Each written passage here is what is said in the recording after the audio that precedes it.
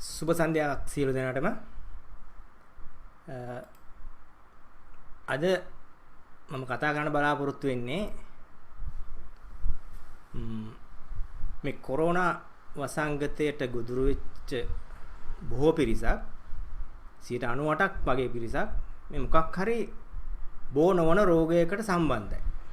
මෙන්න මේ ගැන තමයි කතා කරන්න බලාපොරොත්තු වෙන්නේ. ඊට කලින් පොඩි වෙනත් පැත්තකටම ඔබ ගෙනියන්න.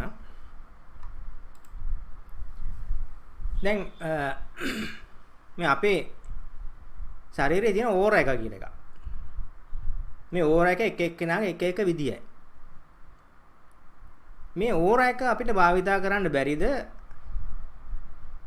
ප්‍රතිශක්තිකරණයක් විදියට? මොකද මේක යම්කිසි අපේ ශරීරයේ ශක්තියක් නේ මෙතන පෙන්නන්නේ. ඒතර මේ ශක්තිය අපිට භාවිතා කරන්න බැරිද? මේ ඕරා එක වෙනස් වෙන්නේ කොහොමද? මේක වෙනස් වෙනවා අපේ සිතිවිලිත් එක්ක. දැන් ඔබට පේනවා ඇති මෙතන වම් අත පැත්තේ තියෙනවා මේ frequencies වගේක්. මේකේ මේ අපේ නරක සිතිවිලි වලදී frequency එක හරි අඩුයි. හැබැයි ආදරය, කරුණාව, සෙනෙහස, දයාව වගේ ඒ වගේදී frequency එක වැඩි. අපි විශ්වාස කරන දෙයක් තමයි මේ වෛරස් එක වර්ධනය වෙනවා අපි වෛරය ඇසුරු කරනකොට. එහෙනම් වෛරයෙන් නිදහස් වුණා නම් අපිට පුළුවන් වෙනවා මේ වෛරස් එකෙමුත් නිදහස් වෙන්න. ඒතර වෛරයෙන් නිදහස් වෙන්නේ කොහොමද? අපි අර කියව ඕරා එක සුදු කිරණ ශක්තියකින් බබලවන්න ඕනේ. එතකොට වෛරය පලා යනවා. එහෙම කරන්න පුළුවන් වෙන්නේ මෛත්‍රිය අපේ හිතේ ප්‍රගුණ කරොත් තමයි. එහෙමනම් අපිට මේ තියෙන විශාලම ශක්තියක් අපි අමතක කරලා දෝ කියලා හිතෙනවා. දැන් අද උදේ සංජය මහත්මයා මවුන වැඩසටහනේ කතා කරා මේ ෆ්‍රීකවන්සි එක ගැන. ඊයේ කතා කරා බන්දුල මහත්මයාත් ඒත් මේ ෆ්‍රීකවන්සි එක ගැන. දැන් මමත් ඒ ගැන ටික කතා කරන්න හිතුවා. මේ අපේ ඕරා එක අපි හරියට හදාගත්තොත් මේ වෛරස් එකට අපේ ශරීරය ඇතුලේ වැඩ දාන්න බෑ. නමුත් මේ බෝ නොවන රෝග තියෙන අය මහා බියකින් පසු වෙනවා. ඒ බියත් එක්ක අපිට සිද්ධ වෙලා තියෙනවා මේ රෝගය පැතිරෙන්නට ඉඩ හරින්න. මේ බිය තුරන් කරගත යුතුයි. මොකද බිය කියන එක ඔබට මෙතන පේනවා ඇති fear කියන එක තියෙන ආංශික hertz 100ක. අඩු frequency එකක තමයි තියෙන්නේ. සාමාන්‍යයෙන් මේ වෛරස් එකේ frequency එක කියලා කියන්නේ hertz 5.5 12.5 අතර. එතකොට අපිට 600ක වගේ frequency එකකට ගේන්න පුළුවන් මේ මෛත්‍රී සිතිවිලි තරංගات එක්ක. මම හිතනවා අපි ඒ ගැන කතා කරමු ඉදිරියට. අද මම කතා කරන්න උත්සාහ කරන්නේ මේ දියවැඩියාව, පිළිකා, කොලෙස්ටරෝල්, එතකොට ඔටෝ ඉමුන් ඩිසීස්, අධිරුධිර පීඩනය වගේ මේ රෝග තත්ත්ව අපිට කොහොමද බලපාන්නේ අපේ මේ වෛරස් එක වර්ධනය වෙන්න කියලා. මුලින්ම අපි කතා කරමු දියවැඩියාව ගැන. මොකද්ද දියවැඩියාව කියන්නේ? දියවැඩියාව කියලා කියන්නේ රුධිරයේ තියෙන ග්ලූකෝස් ප්‍රමාණය වැඩි වීම. ඇයි වැඩි වෙන්නේ? දැන් මේ රූපසරණ ඔබට පේනවා ඇති මේ අපේ සෛලවල තියෙනවා ඉන්සියුලින් රිසෙප්ටර්ස්. ඒ කියන්නේ මේක හරියට අපේ ගෙදර ඉස්සරහා දොරේ තියෙන බෙල් එක වගේ. ඉන්සියුලින් ඇවිල්ලා මේ බෙල් එක ගැව්වහම කුස්සිය පැත්තෙන් දොරක් කැරෙනවා. අපේ ගෙදරට ග්‍රොසරිස් නැත්නම් අපේ භාණ්ඩ ගෙදරට ගන්න. එන්නේ මේ වගේ ක්‍රියාවලියක් සිද්ධ වෙන මේ සෛලවල. අපි කෑවහම ග්ලූකෝස් මට්ටම වැඩි වෙනවා. එතකොට ඉන්සියුලින් නිකුත් කරනවා රුධිරයට. ඒ ඉන්සියුලින් වලින් කරන්නේ මේ බෙල් එකක් ගහන වැඩක් විතරයි. දැන් මේ බෙල් එක ගැහුවට දොර ඇරෙන්නේ නැහැ. ඒ නිසා වෙන්නේ මොකද? මේ ග්ලූකෝස් වලට සිද්ධ වෙනවා රුධිරයේම ඉන්න. ඔන්න ඕක තමයි දියවැඩියාව කියලා කියන්නේ. මේ දොර ඇරෙන්නේ නැත්තේ ඇයි කියන එකට උත්තරේ හොයාගත්තොත් අපිට මේ රෝගයෙන් බේරෙන්න පුළුවන්. එක කාරණයක් තමයි මේ දොර ඇරෙන්නේ නැති වෙන්න. අපේ මේ එන ග්ලූකෝස් ටික අපේ ශරීර ඇතුලේ තැම්පත් කරන්නේ ග්ලයිකෝජන් කියලා මේ ස්ට්‍රක්චර් එකක් විදිහට ලොකු මේ මොලිකියුල් එකක් විදිහට. ලොකු ජාලයක්. ග්ලූකෝස් එකතු කරලා බැඳලා තියාගන්නේ. මේකට අපි කියනවා ග්ලයිකෝජන් කියලා. මේ ග්ලයිකෝජන් හදන්න පොටෑසියම් ඕනේ. යම් හේකින් අපේ දෛනික ආහාර වේල තුල පොටෑසියම් නැති වුණොත් එහෙම වුණොත් මොකද වෙන්නේ?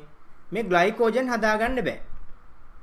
එතකොට ග්ලයිකෝජන් හදාගන්න බැරි නම් සෛල ඇතුළට මේ ග්ලූකෝස් ගන්නෙ නෑ.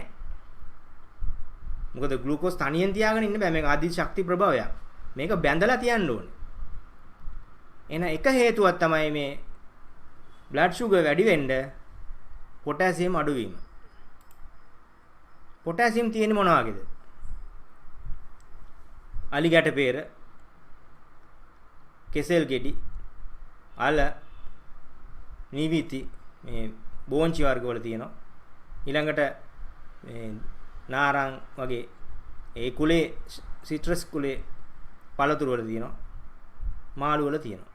ඒක අපිට මේ පොටෑසියම් ලබා ගන්න එක එච්චර අමාරු වැඩක් නෙමෙයි. පොටෑසියම් සාමාන්‍යයෙන් මිලිග්‍රෑම් 4500ක් විතර දවසකට අවශ්‍ය වෙනවා අපේ සිරුරට. ඒ තරම් අත්‍යවශ්‍ය මිනරල් එකක් තමයි පොටෑසියම් කියලා කියන්නේ. ඊළඟට අපි අර දැක්කනේ ඉන්සුලින් ඇවිල්ලා බෙල් එක ගහනවා දොර ඇරෙන්නේ. මෙන්න මේ බෙල් එක ගහනකොට අපි හිතමු අපි ගෙදර දොරේ බෙල් එක ගහනකොට වයර් එක කැඩිලා නම් ස්විච් එක කැඩිලා නම් මේ සිග්නල් එක යන්න විදිහක් නැහැනේ. මෙන්න මේ සිග්නල් එක ගෙනියන වැඩේ කරන්නේ ක්‍රෝමියම් වැනේඩියම් කියලා තවත් මිනරල් වර්ග දෙකක්. ඒතර මේ මිනරල් වර්ග දෙක අපේ ශරීරේ නැති වුණොත් මේ වැඩේ ආයෙ කරෙන්නෙත් නැහැ.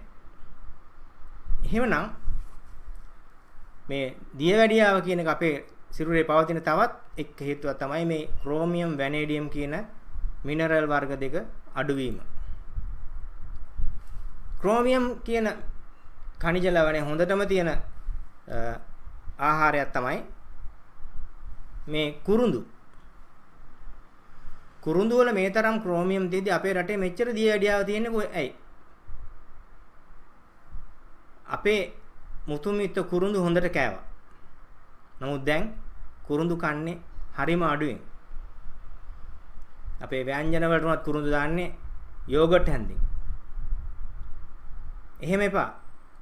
දවසට තේ හැන්දක් විතර මේ කුරුඳු කන්න. කුඩු. මී පැණිත් එක දාලා කන්න පුළුවන්. ඉදිරියේදී මම කියනවා අපිට තවත් රෝගයකට අවශ්‍ය වෙනවා කුරුඳු. ඊළඟ ලැටියුස් වල. ඊළඟට තක්කාලි.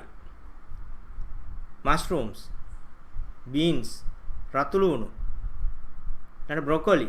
මෙන්න මේ වගේ මේ ක්‍රෝමියම් තියෙනවා. එහෙනම් අපේ දෛනික ආහාර වලට මේවා එකතු වෙන්න ඕනේ. එතකොට අර සිග්නල් එක ගෙනිය ගන්න පුළුවන් වෙනවා. ඊට වැනේඩියම් බුඩක් ධාන්‍ය වල එහෙම තියෙනවා. ඊළඟට සෙලරි, මිරිස් වර්ග වල, තක්කාලි, ඇවෝකාඩෝ. මෙන්න මේ වගේ තියෙනවා මේ වැනේඩියම්. එතකොට මේ ආහාර අපි එකතු කරගත්තොත් අපේ ආහාර වේලට අපිට පුළුවන් වෙනවා ක්‍රෝමියම් වැනේඩියම් දෙක එකතු කරගන්න. ඊළඟට තවත් ප්‍රශ්නයක් තමයි මේ දියවැඩියාව අපේ ශරීරයේ පවතින මේ ඉන්සියුලින් හදාගන්න බැරිකම. ඉන්සියුලින් හදාගන්න බැරි වෙන්න එක හේතුවක් තමයි මේ ඔබට මේ පින්තූරේ පේනවා ඇති මේ මැද තියෙනවා දම් පාට කොටසක්. ඒ දම් පාට කොටස සිංක්. ඒතර ඔබ සිංක් ඌනතාවයකින් පෙළෙනවා නම් සිංක් සහිත ආහාර ඔබට වැටෙන්නේ නැත්තම් ඔබට ඉන්සියුලින් නිෂ්පාදනය කරගන්න බැරි වෙනවා. එතකොට වෙන්නේ මොකද්ද? ඉන්සියුලින් නැහැ. ඒතර ඉන්සියුලින් නැත්තම් අර බෙල් එක ගහන්න කෙනෙක් නැහැ. දැන් අපේ ශරීරයට එන ග්ලූකෝස් ටිකට සිද්ධ වෙනවා රුධිරයේ පවතින්න. ඔය ආකාරයට සිංක් අඩුවීම නිසා රුධිරයේ ග්ලූකෝස් මට්ටම වැඩි වෙනවා. සිංක් සහිත ආහාර ගත්තොත් ඔයිස්ටර්ස්, චිකන්, ඊළඟට ඩේරි ප්‍රොඩක්ට්ස්, කැෂුස්, ඊළඟට මේ වෝටර්මෙලන් සීඩ්, ආමන්ඩ්, ඊළඟට නීවිති, ඇස්පරගස්, මේ වගේ පම්කින් සීඩ්ස් එම සැමන්, ඩාර්ක් චොක්ලට් මේ වගේ සිංක් තියෙනවා. එතකොට අපිට සිංක් ඌනතාවයක් එන්න හේතුවක් නැහැ. අපි මේවා එකතු කරගන්න ඕන අපේ ආහාර වේලට. නිවිති වගේ දේවල් අපිට දිනපතා එකතු කරගන්න පුළුවන්. ගෙදරක පෝච්චියක හදා ගන්න පුළුවන් මේ නිවිති වල. ඊළඟ තවත් හේතුවක් තියෙනවා මේ අග්න්‍යාශයික නාලවල අවහිර වීම. අපි වර ගල් හැදෙනවා කියලා එමත් කියනවා. එහෙම වුණාම අර නිෂ්පාදනය කරන ඉන්සුලින් ටික ගේන්න බෑ අපේ ශරීරයට. මේ තත්ත්වات හේතු වෙනවා මේ රුධිරේ සීනි මට්ටම වැඩි වෙන්න. අපිට බයෝරෙසොනන්ස් තාක්ෂණය පුළුවන් මේව හොයාගන්න. එහෙම හොයාගෙන ඒකට ඒවා අයින් කරන්න අපිට වෛද්‍ය ප්‍රතිකාර වලට යන්න පුළුවන්. රුධිරයේ මේ ග්ලූකෝස් වැඩි වීම නිසා මේ මහා භක්ෂණ සෛල කියලා අපේ තියෙන මැක්‍රොෆේජස් සෛල කියලා සුදු රුධිරාණු විශේෂයක්. මේ සෛල වලින් තමයි ඔබට මේ පේනවා ඇති මේ අඬු දික් කරලා මේ අපේ ශරීරයට ඇතුල් වෙන වෛරස් මේ මහා භක්ෂණ සෛල විසින් අල්ල ගන්නවා. ඒක තමයි ඉක්මනින්ම කරන්න පුළුවන් වැඩේ. අපේ මේ ටොන්සිල්ස් ග්‍රන්ථි වල මහා භක්ෂණ සෛල වඩා වැඩි ප්‍රමාණයක් තියෙනවා. දැන් මේ මහා භක්ෂණ සෛල මේ මැක්‍රොෆේජස් සෛල නිත්‍රාශීලී වෙනවා රුධිරයේ ග්ලූකෝස් මට්ටම වැඩි වුණාම. එතකොට අපි දැන් අර මුලින් කතා කරපු මේ දියවැඩියාව මේ කොරෝනා වෛරසය ආසාදනය වෙන්න හේතුවක් වෙනවාද? හේතුවක් වෙනවනේ දැන්. මොකද මේ වෛරස් එක ඉස්සල්ලාම යන්නේ මේ අපේ ටොන්සිල්ස් ග්‍රන්ථි වලට. මේ ග්‍රන්ථි වල ඉන්න මැක්‍රොෆේජස් සෛල නිදිනම් එතකොට දවස් 3ක් තිස්සේ මෙතන මේ වෛරසෙ තිබිලා මෙතනින් පල්ලෙහාට යනවා. පෙනහළු කරා යනවා. එහෙනම් පළවෙනි දවස් 3 ඇතුළත මේ වෛරසය මර්ධනය කරගන්න තියෙන හැකියාව නැති වෙනවා මේ රුධිරයේ ග්ලූකෝස් මට්ටම වැඩි වීම නිසා. දැන් මොකද්ද අපි මේකට කරන්නේ? මේ කාලය තුල කාබෝහයිඩ්‍රේට් භාවිතය අඩු කරන්න. දියවැඩියාව තිබුණා හෝ නොතිබුණා. කාබෝහයිඩ්‍රේට් භාවිතය පුළුවන් තරම් අඩු කරන්න. අඩු කරොත් අපිට මේ ග්ලූකෝස් මට්ටම අඩු කරගන්න පුළුවන්. ඊළඟට අපිට මේකට තවත් ප්‍රශ්නයක් තියෙනවා මේ ග්ලූකෝස් වැඩි වීම නිසා ඇතිවෙන මේ විටමින් C. විටමින් C තමයි සුදු රුධිරාණු එක් කරලා තියාගන්නේ. ඊළඟට මේ සුදු රුධිර සෛල ගමන් කිරීමට විටමින් C අත්‍යවශ්‍යයි. ඒ විටමින් C අඩුවීමක් වුණොත් අපිට මේ අපේ ප්‍රතිශක්තිකරණය පවත්වා ගන්න බැරි වෙනවා. ඊළඟට විටමින් C මේ වෛරස් වලට විෂ සහිතයි. ඊළඟට විටමින් C තියෙනවා නම් සුදු රුධිරාණු සෛල 150 අතර ප්‍රමාණයකින් වැඩි කරනවා. එය අපේ ප්‍රතිශක්තිකරණ පද්ධතිය ඊටම ධනාත්මක ලෙස බලපානවා. නමුත් රුධිරයේ ග්ලූකෝස් වැඩි නම් ඒ ග්ලූකෝස් අපේ ශරීරයේ සෛල ඇතුළට ගන්නවා විටමින් C ගන්නෙ නැහැ. මොකද මේ දෙන්න තරංගයකේ දෙනවා. මොකද දෙන්නම එක විදිහට තමයි මේ සෛලයක් ඇතුළට රිංග ගන්න. ඒතර විටමින් C වලට යන්න වෙන්නේ නැහැ. විටමින් C ජලයේ දිය වෙන විටමිනයක්. මේ නිසා මේ මුත්‍රා සමග පිට වෙලා යනවා. මේ නිසා හොඳම ආකාරයක් තමයි මේ විටමින් C අපි ලබා ගන්නකොට හිස් බඩ ලබා ගන්න එක. ලෙමන් ගෙඩියක්, දෙහි ගෙඩියක්, දොඩම් ගෙඩියක් මිරිකලා බොන එක හිස් බඩ. මොකද හිස් බඩ කියන්නේ උදේ පාන්දර. එතකොට අපේ රුධිරයේ සීනි ප්‍රමාණය අඩුයි. ග්ලූකෝස් ප්‍රමාණය අඩුයි. එතකොට ඒ වෙලාවට තමයි විටමින් C දෙන්න පුළුවන් හොඳම වෙලාව. අපිට පුළුවන් දෙහි ගෙඩියක් මිරිකලා මේක උදේ පාන්දර වතුරත් එක්ක මිශ්‍ර කරලා බොන්න. නමුත් ඔබ සීනි දැම්මොත් මේකට වැඩේ ඉවරයි. මොකද සීනි දිනනවා විටමින් C පරදිනවා. ඊළඟට මම ඔබට මේ කියපු විටමින් මිනරල් වර්ග ටික තියෙන සප්ලිමන්ට් වර්ග කීපයක් කියන්නම්. ලංකාවේ නම් නැහැ මේ කියන ඒවා පිටරට කෙනෙක් හිටියොත් ගන්න පුළුවන් වෙයි. ඔස්ටියෝඑෆ්එක්ස් කියනවා මේ කැල්සියම් මැග්නීසියම් කොම්ප්ලෙක්ස් එකක් තියෙනවා. ඊළඟට විටමින් මිනරල් වර්ග 90ක් පමණ තියෙන ටැන්ගි ටැන්ජරින් කියලා ඩ්‍රින්ක් එකක් තියෙනවා.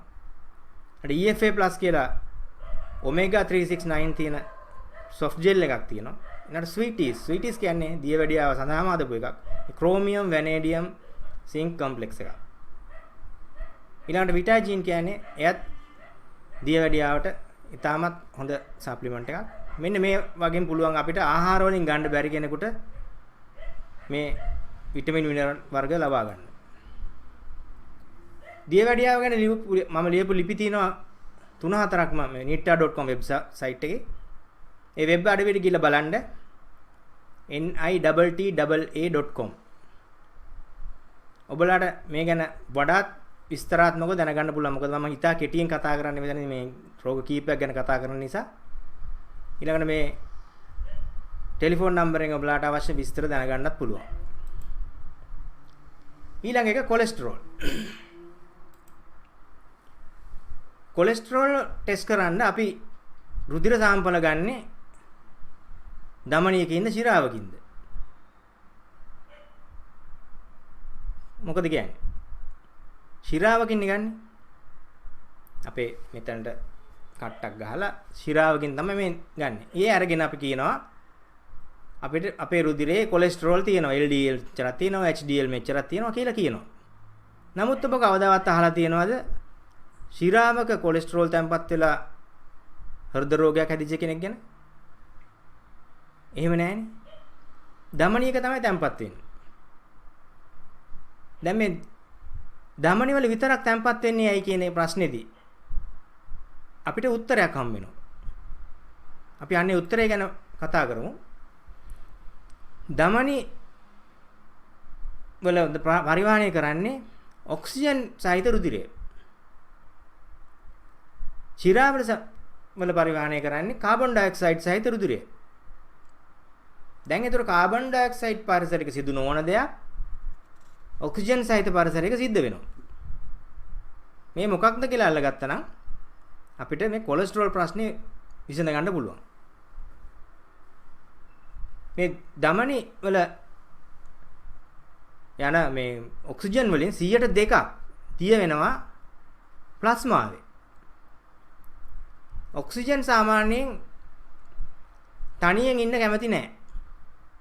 ඔක්සිජන් පරමාණු දෙකක් එකතු වෙලා මේ දෙන්න මේ කසාදයක් බැඳලා තමයි ජීවත් වෙන්නේ. නමුත් මේ දෙන්නම එකම වර්ගයේ කට්ටිය. ඒ නිසා මේගොල්ලෝ කැමති නැහැ මේ O2 විදියට ඉන්න. මේ නිසා මොකද වෙන්නේ? මේගොල්ලෝ තව කවුරු හරි කෙනෙක් එක්ක එකතු වෙන්න පුළුවන් නම් එකතු වෙනවා. ඒ කියන්නේ ඉලෙක්ට්‍රෝන දැන් මෙතන දෙකක් අඩුයි. දැන් උඩ මෙතන පේනවා ඇති. මේ පිටත කවචයේ තියෙන ඉලෙක්ට්‍රෝන 6යි. 8ක් තියෙන්න ඕනේ. දැන් දෙන්නෙක් එකතු වුණාම මේ 2 2 4 තියාගෙන හවුලේ තියාගෙන ඉන්න එකක් තමයි කරන්නේ. නමුත් කවුරු හරි පරමාණුවක් ඉදිරිපත් වුණොත් මං වාට ඉලෙක්ට්‍රෝන දෙකක් දෙන්නම් කියලා අන්න එතකොට යා ඒ පරමාණුවත් එක්ක එකතු වෙනවා. දැන් මේදී ඒ ඉලෙක්ට්‍රෝන සොයා යාම ප්‍රශ්නේ නිසා අපි මේගොල්ලන් මුක්ත කණ්ඩක කියලාත් කියනවා, ෆ්‍රී රැඩිකල් කියලා. ඒතර ඔක්සිජන් පරමාණුවත් ෆ්‍රී රැඩිකල් එකක් විදිහට වැඩ කරනවා මෙතනදී. ඒ කියන්නේ මම මේ කතා කරන්නේ හිමොග්ලොබින් වල දිය නොවූ ඔක්සිජන්. අර 102. ඊළඟට මේ මුක්ත කණ්ඩක අපිට ඇතුල් වෙන තවත් ක්‍රමයක් තමයි මේ ආහාර වර්ග කීපයක් තියෙනවා. මෙන්න මේ ආහාර වර්ග කීපය අතහරින්න ඕනේ. wheat, rye, barley, oats. මේ පාම් පිටි. oats වගේ. මේ වගේ තියෙනවා gluten. මේ gluten වලින් අපේ බඩවැල් වල අංගුලිකා විනාශ කරනවා. මේ අංගුලිකා විනාශ වීම නිසා අපිට පෝෂණය අවශෝෂණය කර ගැනීම අපහසුතාවයක් එනවා. මේ නිසා මේ wheat, rye, barley, oats කියන මේ ධාන්‍ය වර්ග 4 ප්‍රතික්ෂේප කරන්න ඕනේ. ඊළඟට මේ බඩිරිඟු සහ සෝයා. ඇයි මේ දෙක? ලෝකයේ තියෙන බඩිරිඟු වලින් 95% ජාන විකෘති කරලා තියෙනවා. ලෝකයේ තියෙන සෝයා වලින් 95% ජාන විකෘති කරලා තියෙනවා. ජාන විකෘති කරපු ආහාර අපිට සුදුසු නැහැ. මොකද අපේ ජානත් විකෘති වෙන්න හේතු වෙන නිසා. ටික අපේ ජානත් විකෘති වෙනවා. ඊළඟ කෘත්‍රිම මස් වර්ග. කෘත්‍රිම මස් වර්ග වල තියෙන නයිට්‍රේට්. මේ නයිට්‍රේට් උත් ෆ්‍රී රැඩිකල් එකක් විදිහට ක්‍රියාත්මක වෙනවා. ඊළඟට ඔක්සයිඩ් වෙච්ච ඔයිල්. ඔයිල් ඔක්සයිඩ් උනායින් පස්සේ එයත් ෆ්‍රී රැඩිකල් එකක් විදිහට ක්‍රියාත්මක වෙනවා. ඊළඟට මේ සෝඩා වර්ග. මේ සෝඩා වර්ග කාබනේටඩ් බීම වර්ග පානය කිරීම නිසා අපේ ශරීරයේ pH අගය පහත බහිනවා. ඊළඟ බාබකියු වගේ කෙලින්ම ගින්දරට නිරාවරණය වන ආහාර. ඊළඟ මේ ගැඹුරු තෙලේ බදින ආහාර. ඊළඟ බේක් කරන ආහාර. දැන් අල වගේ එකක් බේක් කරලා කනවා නම් පොත්ත අයින් කරලා කන්න ඕනේ. මේ පොත්තේ තියෙනවා මේ මස් වල තියෙනවා මේ ගැඹුරු තෙලේ බදින ආහාර වල තියෙන ඇක්‍රිලමයිඩ් කියලා කිමිකල් එකක්. අපේ ඕනම ධාන්‍ය වර්ගයක තියෙනවා. නමුත් කිරි සහ වතුර යොදලා පිසින ආහාරයක අංශක 100ට එහා රත් වෙන්නේ නැහැ. එහෙනම් අංශක 100කදී ඇති වෙන ඇක්‍රිලමයිඩ් ප්‍රමාණය ඒ නියුට්‍රලයිස් කරගන්න අපේ බොඩි එකට පුළුවන්. නමුත් කෙලින්ම ගින්දරට අල්ලන බාබකියු වගේ ඒවා ඊළඟට ගැඹුරු තෙලේ බදින ඒවා බේක් කරන ඒවා මේවා විශාල තාපයකට ලක් වෙනවා. මේ තාපය නිසා සාමාන්‍යයෙන් 800 ගුණයකින් විතර වැඩි වෙනවා මේ ඇක්‍රිලමයිඩ් ප්‍රමාණය. ඒ අපේ සිරුරට දරා ගන්න අමාරුයි. මෙය අපේ ශරීරයේ මුක්ත කණ්ඩක ඇති වෙන්න හේතුවක් වෙනවා. ඒ මුක්ත කණ්ඩක වලින් වෙන් කරන්නේ මොකද්ද? අපේ සෛල විනාශ කරන එක. සෛලවල බිත්තියේ තියෙන සෛල පටලයේ තියෙන පරමාණු වලින් ඉලෙක්ට්‍රෝන ගලවන එක තමයි කරන්නේ මේ මුක්ත කණ්ඩ විසින්. දැන් යකඩ කෑල්ලක් එළියට විසි කරාම මේ මල බැඳෙනවා. මොකද යකඩ ඔක්සිජන් එක එකතු වෙලා ෆෙරස් ඔක්සයිඩ් හදනවා. මේ තමයි මල බැඳීම. අපේ ධමනිය ඇතුලේ ඔන්න ඕකමයි වෙන්නේ කියලා කියන්නයි මම මේ උත්සාහ කරන්නේ. දැන් මේ රේසර් එකක් මල බැඳිලා තියෙන්නේ. මේ මල බැඳීම නවත්ත ගන්න අපි මොකද කරන්නේ? අපි ග්‍රීස් ගන්න. මෙන්න මේ විදියට අපේ ධමනි බිත්තිය ඇතුලේ දෙයක් සිද්ධ වෙනවා. මල බැඳීම. මොකද අර කියපු ඔක්සිජන් ෆ්‍රී රැඩිකල්ස් මගින් මේ ධමනි බිත්තියේ තියෙන ඉලෙක්ට්‍රෝන ගලවනවා.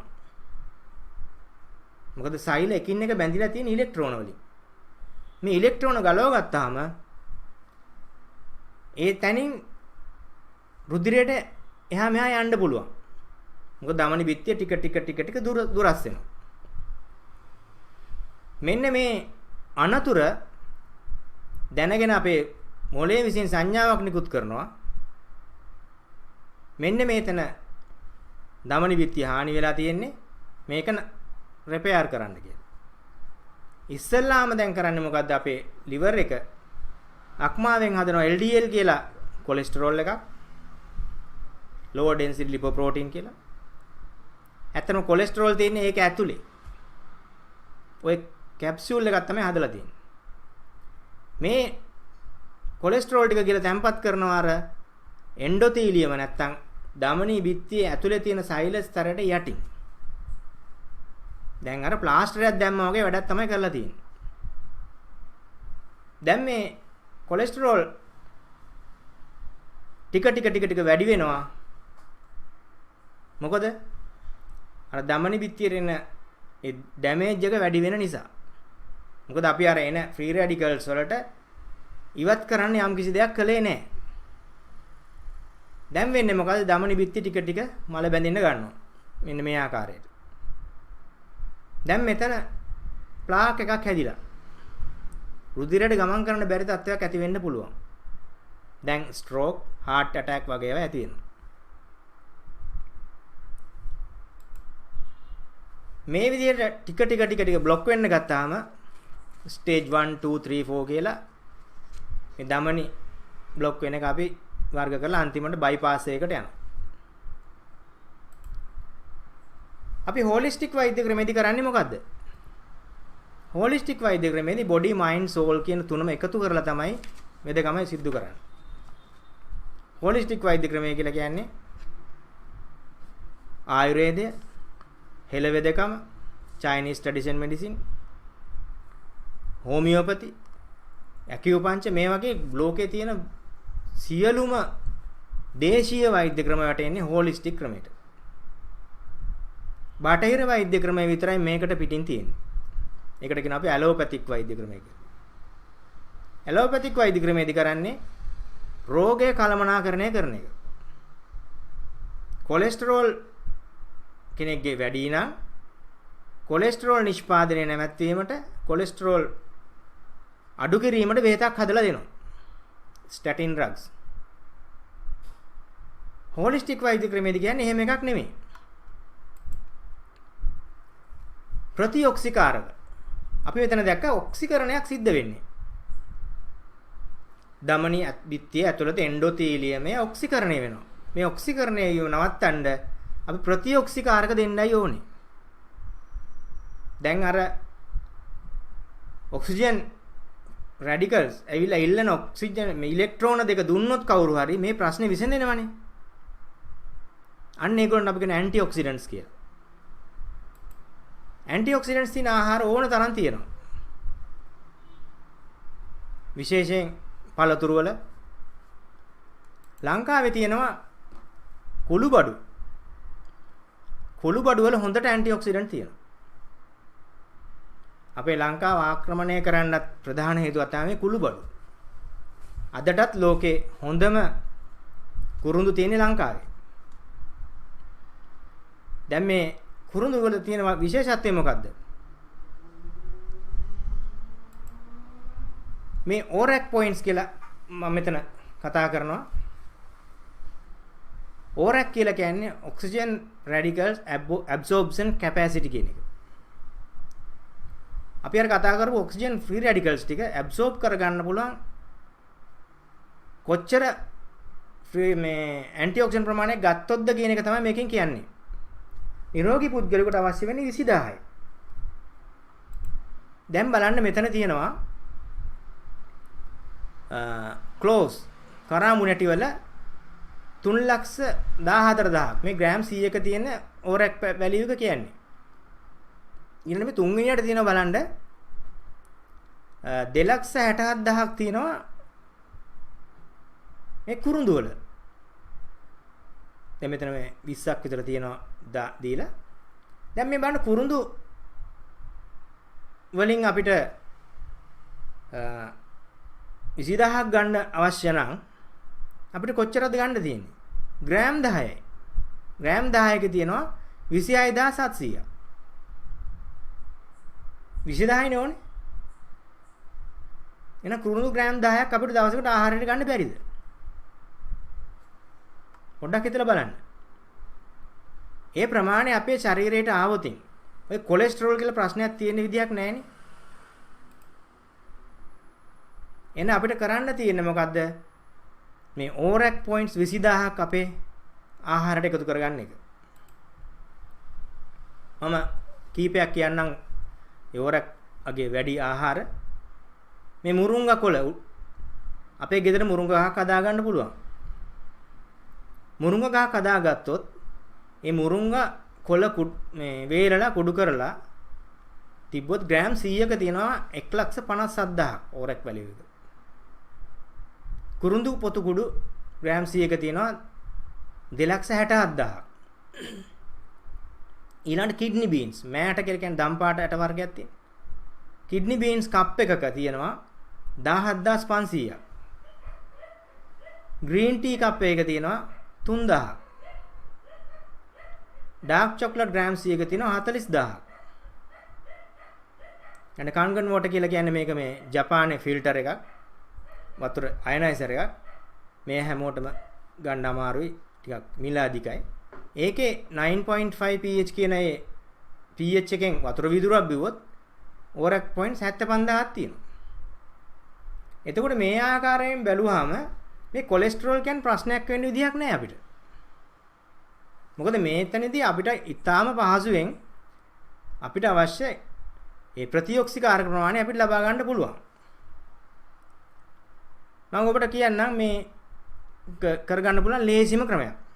ඔබට දැන් කොලෙස්ටරෝල් තියෙනවා නම් මෙන්න මේ ආහාර දෙක එකතු කරගන්න. සිනමන් තේ හැන්දයි ඊළඟට මේ මුරුංගා කොළ කුඩු තේ හැඳි දෙකයි. මේ දෙක අරගෙන මීපැණි ටිකක් දාලා උදේ හවස කන්න. ඔතන තියෙනවා ඕරයක් පොයින්ට් 35000ක් විතර. එතකොට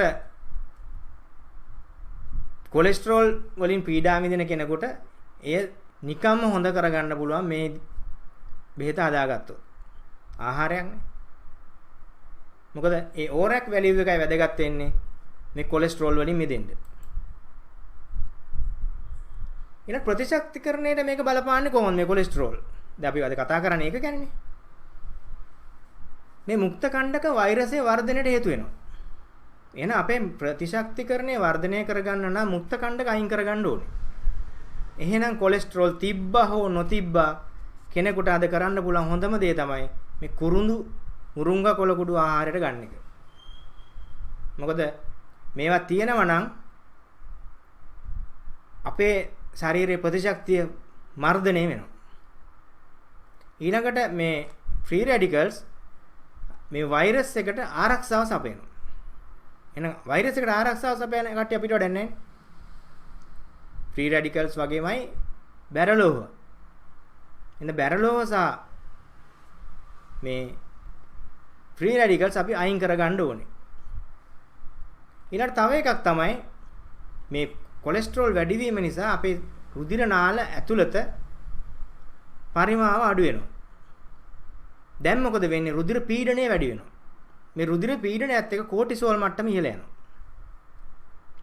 කෝටිසෝල් මට්ටම ඉහළ ගියාම අපේ ස්ටෙම් සෙල්ස් ක්‍රියාත්මක වෙන්නේ නැහැ. එන සුදු රුධිර නිෂ්පාදනය නවතිනවා. මේක අපේ ප්‍රතිශක්තියට ඉතාමත් ඍණාත්මකව බලපානවා. එතකොට අපි කොලෙස්ටරෝල් වැඩි වීම මේ වෛරසය වර්ධනය වීමට හේතු වෙනවා කියන එක පැහැදිලි. ඒකටත් මම පෝෂණ අතිරේක දෙකක් කියන්නම්. මේ ටැන්ගි ටැන්ජරින් කියලා ටැබ්ලට් එකක් තියෙනවා. මේකේ මේ ටැබ්ලට් 4ක තියෙනවා ඕරක් පොයින්ට්ස් 1,60,000ක්. ලෝකයේ වැඩිපුරම ඕරක් වැලියු එකක් තියෙන සප්ලිමන්ට් එක. මේ ප්‍රමාණය අපේ සිරුරට දවසට වැටෙනවා නම් එහෙනම් කොලෙස්ටරෝල් ප්‍රශ්නයක් එන්න විදියක් නැහැ. ඊළඟට විටාජින් කියන්නේ බැරලෝව අයින් කරන්න පුළුවන් සප්ලිමන්ට් එකක්. ඒ වගේම එළවලු කිලෝ 2ක තියෙන නියුට්‍රිෂන් ප්‍රමාණය තියෙනවා මේකේ ග්‍රෑම් 2ක. ඉතින් ඊටමත් පෝෂණය ඇතින් ඊටමත් උසස් අතිරේකයක්. කොලෙස්ටරෝල් ගැනත් ඔබට දැනගන්න පුළුවන් minita.com වෙබ් අඩවියට ගියාම මම හිතන්නේ ලිපි 3ක් විතර ලියලා තියෙනවා ඒ සම්බන්ධව. ඔබ එහි යම් පැනයක් නැගුවොත් මට පිළිතුරු දීමට හැකියාව තියෙනවා. ඊළඟට මේ නෝවා කියලා තව concept එකක් තියෙනවා අපේ. මොකද නොවා කියන්නේ? N කියන්නේ නියුට්‍රිෂන් පෝෂණය. O කියන්නේ ඔක්සිජන්. W කියන්නේ වෝටර්. A කියන්නේ ඇන්ටිඔක්සිඩන්ට්. මෙන්න මේ හතර අපේ සිරුරට නිසියාකාරව ලැබෙනවා නම් ඔබ කවදාවත් රෝගියෙක් වෙන්න විදියක් නැහැ. ඔබට කොලෙස්ටරෝල් ප්‍රශ්නයක් එන්න විදියක් නැහැ. ඔබට දියවැඩියාව එන්න විදියක් නැහැ. ඔබට කිඩ්නි ප්‍රශ්න එන්න විදියක් නැහැ. ඔබට තයිරොයිඩ් ග්‍රන්ථිය ගැටලු වෙන්න විදියක් නැහැ. මේ හැම රෝගයකටම හේතුව තියෙන්නේ නියුට්‍රිෂන් ඩිෆිෂන්සි එකක් මුලින්ම. ඊළඟට ඔක්සිජන් අඩුයි. ඊළඟට ඔබ ජලය පානය කරනවා අඩුයි. ඊළඟට ඔබගේ ආහාරයේ ප්‍රතිඔක්සිකාරක අඩුයි. ඒ නිසා මේ නොවා කියන සංකල්පය ඊටම වැදගත් ඔබේ ජීවිතයට එකතු කර ගැනීම. අද ඔබ කොච්චර නියුට්‍රිෂන් ප්‍රමාණයක් ඔබේ ආහාර වේලත් එක්ක ගත්තද? ඔක්සිජන් ඔබට නිසියාකාරව ලැබෙනවද? එලිපාරියට ගිහිල්ලා හොඳට හුස්ම ගන්න. දීර්ඝ හුස්ම ගන්න. කෙටි හුස්ම ගන්නකොට අපේ ශරීරයේ රුධිරේ ඇසිඩිටි එක ආම්ලිකතාවය වැඩි වෙනවා. ඔබ දීර්ඝ හුස්මක් ගන්නකොට ඒ ආම්ලිකතාවය අනිත් පැත්ත හැරිලා ඒ බාෂ්මික වෙනවා. මේ ඔක්සිජන් එක තමයි මේක වෙන්නේ. එහෙනම් දීර්ඝ හුස්ම ගන්න. හොඳට හුස්ම ගන්න උදේට එළියට බහැලා හොඳට හුස්ම ගන්න. ඊළඟ වතුර. ඔබ ඩිහයිඩ්‍රේට් වුණොත් ඔබගේ ශරීරය සම්පූර්ණ අඩපණ වෙනවා. එහෙනම් ජලය ලීටර් 3ක්වත් දවසකට පානය කරන්න. ඊළඟ ප්‍රතිඔක්සිකාරක සහිත ආහාර නිරන්තරයෙන් ආහාරයට ගන්න. ඔබේ ආහාර වේල ගැන ඔබ දැනුවත් විය යුතුයි. මේ හරහා ඔබට ඔබගේ මනස, කය, කර්මය මේ තුනම නිරෝගී කර ගැනීම හැකියාව තියෙනවා. ඔක්සිජන් අඩු වුණොත් එහෙම මොනවා වෙයිද? දැන් මේ කාලේ මේ කොරෝනා වෛරසයත් එක්ක සිද්ධ වෙන එක දෙයක් තමයි ඔක්සිජන් අඩු වීම. ඒ නිසා අපි නිරෝගීව ඉන්න වෙලාවේ අනිවාර්යෙන් හොඳට හුස්ම ගන්න. ජලය පානය කරන්න. දැන් ප්‍රතිඔක්සිකාරක අනිවාර්යෙන් ඔබ ලබා ගත යුතුයි.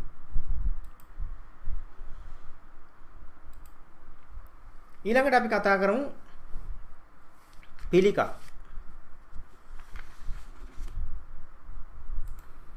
පිළිකාවක් ගැන කතා කරන්න කලින් මම පොඩ්ඩක් කතා කරන්න කැමතියි මේ පිළිකාවක් කියන්නේ මොකද්ද? දැන් අපේ ශරීරයේ මවගෙන් සහ පියාගෙන් ලැබෙන සෛල භාග දෙකක් එකතු වෙලා යුක්තාණුවක් හදනවා මවගේ කුසය තුල. මවගේ ගර්භාෂය තුල. මේ යුක්තාණුව ටික වර්ධනය වෙනවා. සෛල 1 2 වෙනවා, 2 4 වෙනවා, 4 8 වෙනවා, 8 16 වෙනවා. ඔහොම දෙගුණ වෙවි යනවා. දැන් මෙහෙම දෙගුණ වෙලා තමයි අපි මේ අපේ මනුස්ස රූපයක් අපිට හැදිලා තියෙන්නේ. මේ විදිහට මේ යම් ප්‍රමාණයකට අපේ සෛල ගුලියක් හැදුනයින් පස්සේ මේ සෛල විභේදනය වෙනවා. එක සෛල ටිකක් කියනවා මම මෙයාගේ S2 හදනවා. තව සෛල ටිකක් කියනවා මම මෙයාගේ රුධිරාණු හදනවා. තව කෙනෙක් ඉදිරිපත් වෙලා කියනවා මම මොලේ හදනවා. තව කෙනෙක් ඉදිරිපත් වෙනවා මම අත හදනවා. මම කකුල හදනවා. මේ විදිහට S2 කන නාසය මේ වගේ සෛල වර්ග 200ක් බවට විභේදනය වෙන්න ගන්නවා මේ සෛල ටික. දැන් මේක සිද්ධ වෙන්නේ කොහොමද? මෙන්න මේක හරි අපූර්ව ක්‍රියාවලියක්. මේ එක DNA එකක් ගත්තොත් මේක තියෙන්නේ ස්පයිරල් බයින්ඩ් එකක් විදියට. මේක ඉනිමගක් කැරකොලා ගත්තොත් කොහොමද? අන්න ඒ වගේ තමයි මේ DNA කියන එක තියෙන්නේ. මේ DNA එක දිග ඇරියොත් සෙන්ටිමීටර් 10ක් විතර දිගයි. සාමාන්‍යයෙන් එක මිනිස්සෙක්ගේ සිරුරේ තියෙන DNA ප්‍රමාණය දිග කොච්චරද කියලා ඇහුවොත්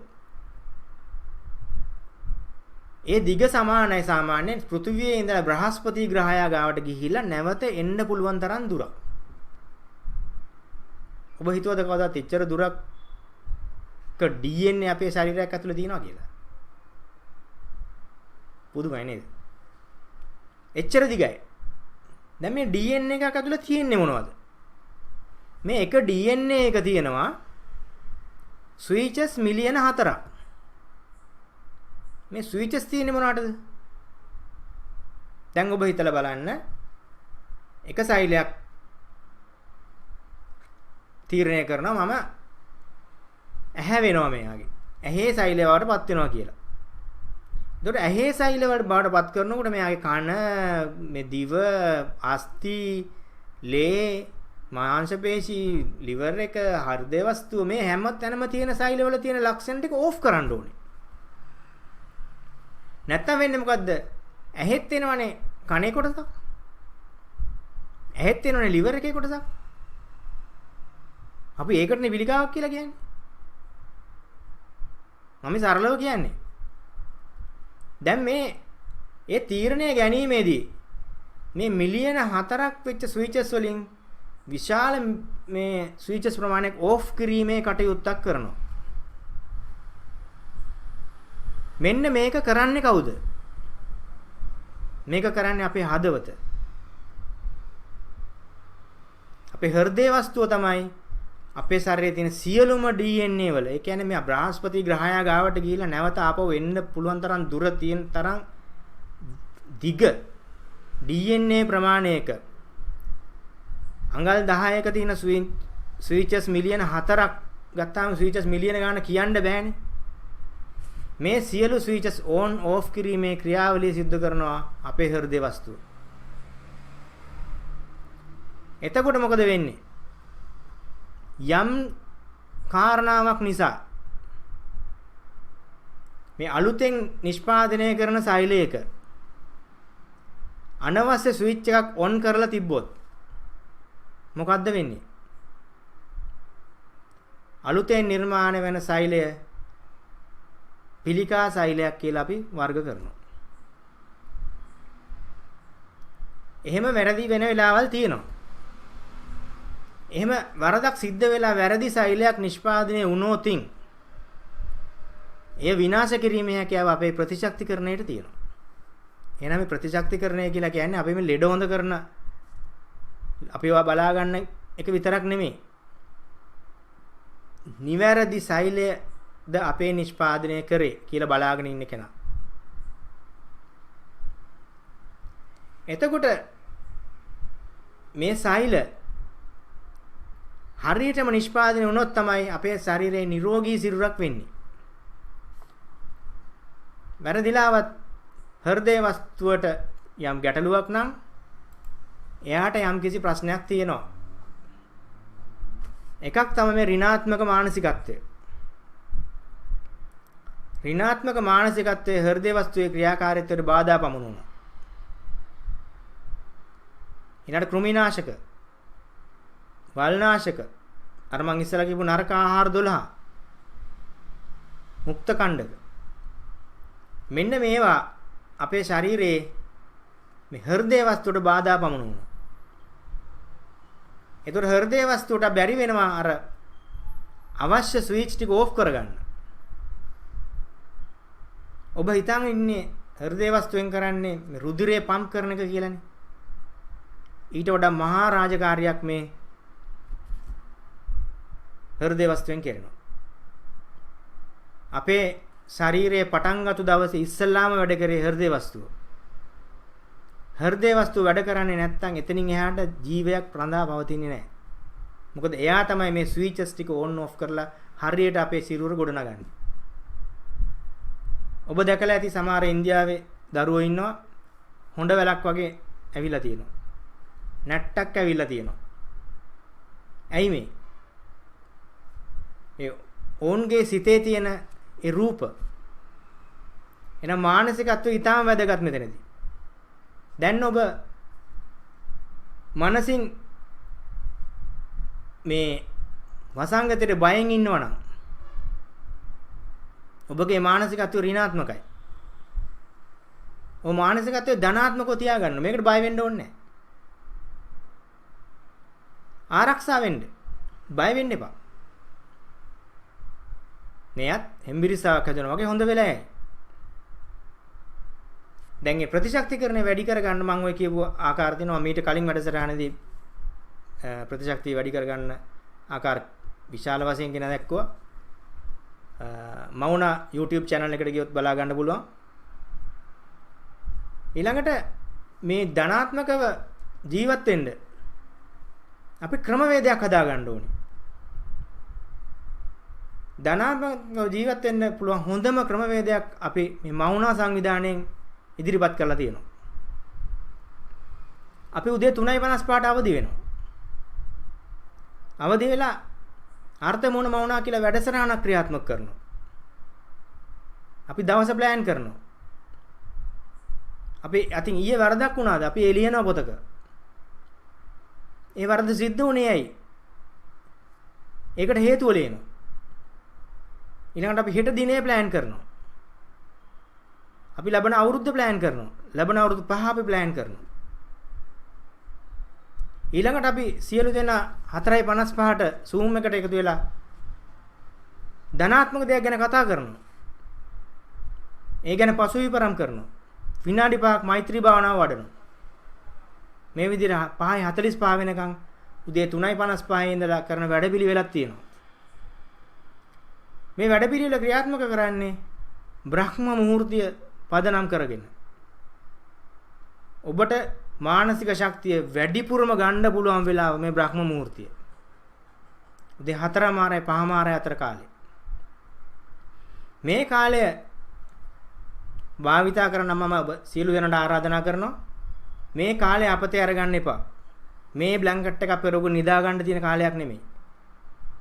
මේ තමයි ඔබගේ ජීවිතේ වටිනාම වෙලාව. අපේ ශාස්ත්‍රඥ වහන්සේලා මේ වෙලාවට අවදි වුණා. ඍෂිවරු මේ වෙලාවට අවදි වුණා.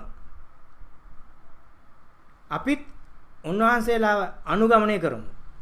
එවිට ඔබගේ ඍණාත්මක සිතුවිලි දුරස් කරගන්න පුළුවන් වෙනවා. ඊළඟට පිළිකා වර්ධනය වෙන්නත් ඒ කාරණා ටිකම තමයි හේතු වෙන්නේ. රුධිරයේ ආම්ලිකතාවය වැඩි වෙනවා. ආම්ලිකතාවය වැඩි වුණාම එය පිළිකා වර්ධනය වෙන්න හේතුවක් වෙනවා. ඊළඟට ධමනි උෂ්ණත්වය අඩු වෙනවා. ධමනි වල උෂ්ණත්වය අඩු වීම ඔබ පිළිකා රෝගියෙක්ගේ ශරීර උෂ්ණත්වය චෙක් කරලා බලන්න අඩුයි. උන්ට සීතලයි.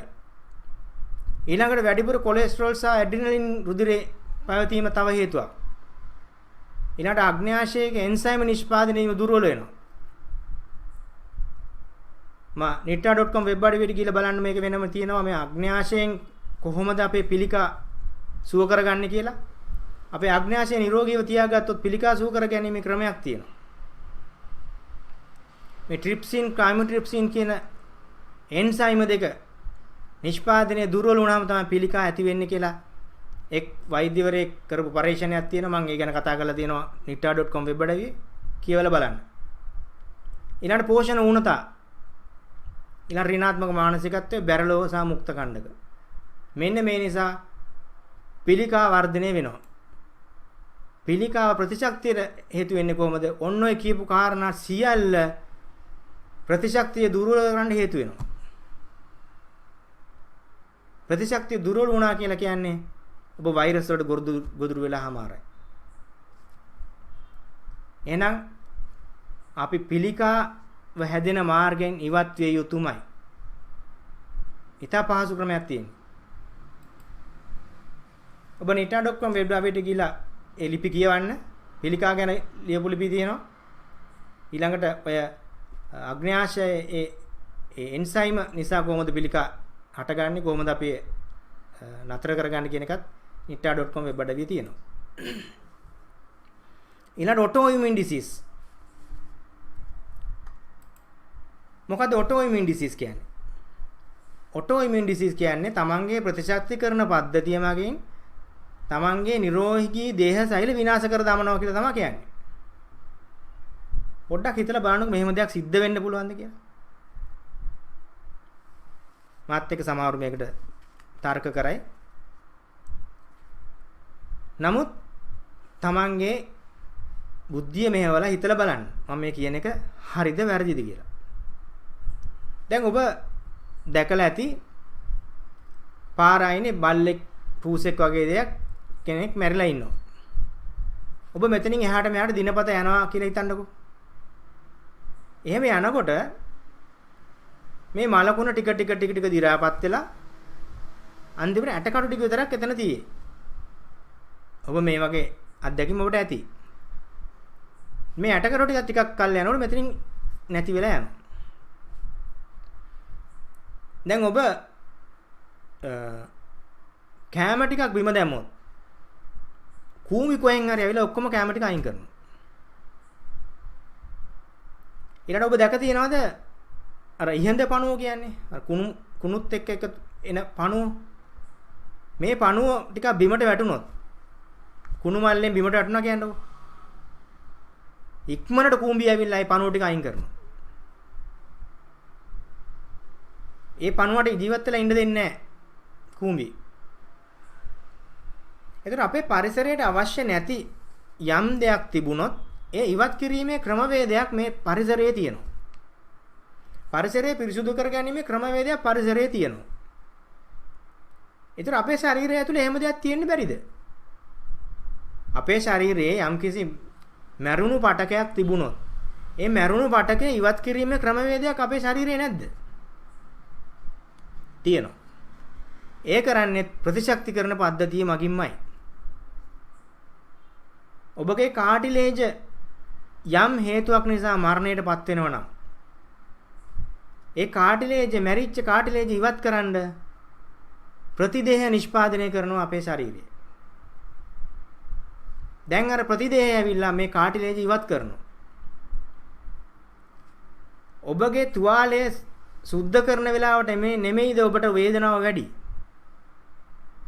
තුවාලේ නිකන් තියනවට වඩා තුවාලයක් සුද්ධ කරන්න ගත්තොත් වේදනාව වැඩි නේද? මෙන්න මේ අවස්ථාවත් ඒ වගේ. ඔටෝ ඉමුන් ඩිසීස් එකක් තියෙන කෙනෙක්ගේ අර ප්‍රතිදේහය ඇවිල්ලා මේ මැරිච්ච සෛල ඉවත් කරනකොට වේදනාව වැඩි. අර තුවාලය සුද්ධ කරනවා වගේ තමයි. දැන් අපි මොකද්ද කරන්නේ?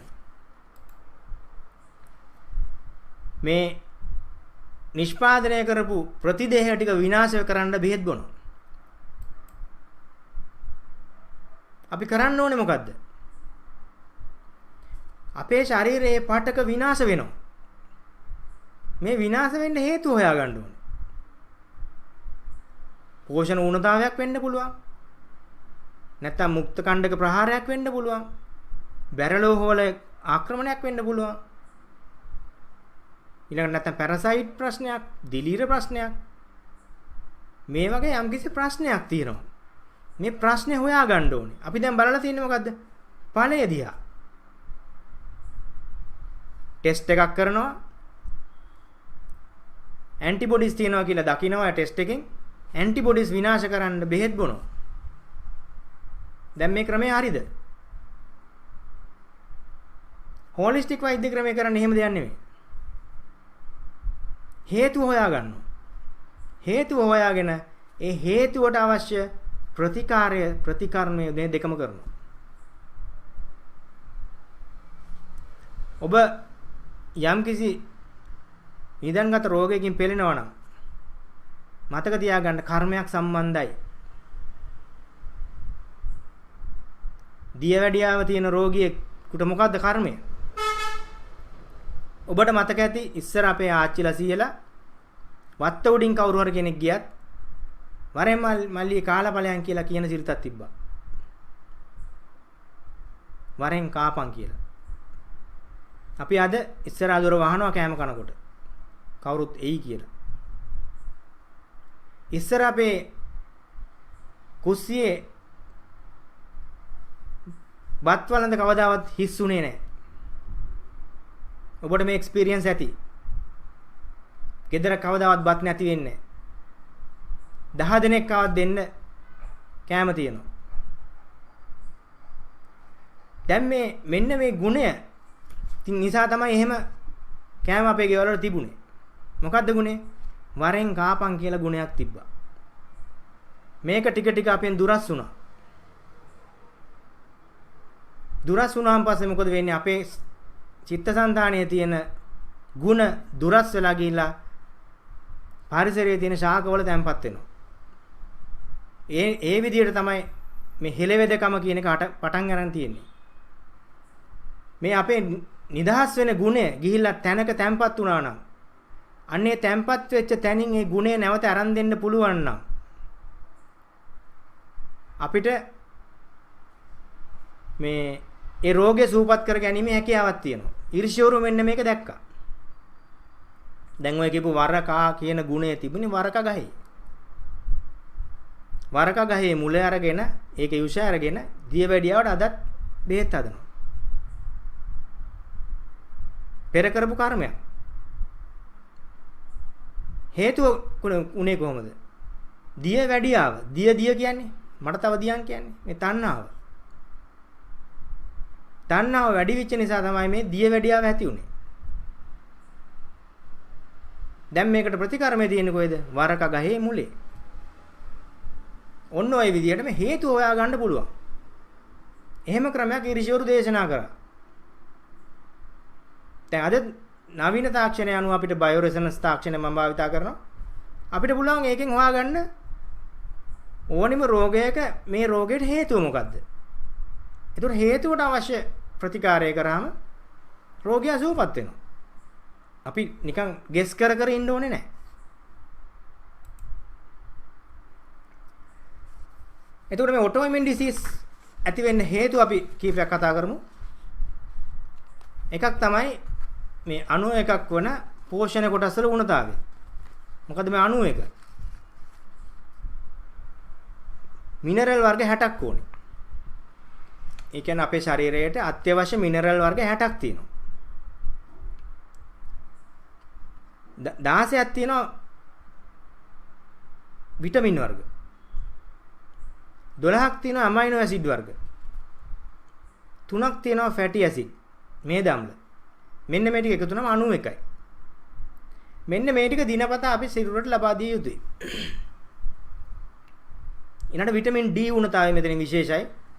ඔටෝඉමියුන් ඩිසීස් එකක් තියෙන කෙනෙක්ගේ මේ විටමින් D ඌනතාවය ඉතාම වැඩි. එහෙනම් ඔටෝඉමියුන් ඩිසීස් ඒ කියන්නේ රුමටොයිඩ් ආතරයිටිස්, ලූපස් මේ වගේ රෝග තියන අය මේ හිරු එළියට නිරාවරණය වෙන්න ඕනේ. මොකද හිරු එළියෙන් අපිට නොමිලේ විටමින් D ලැබෙනවා.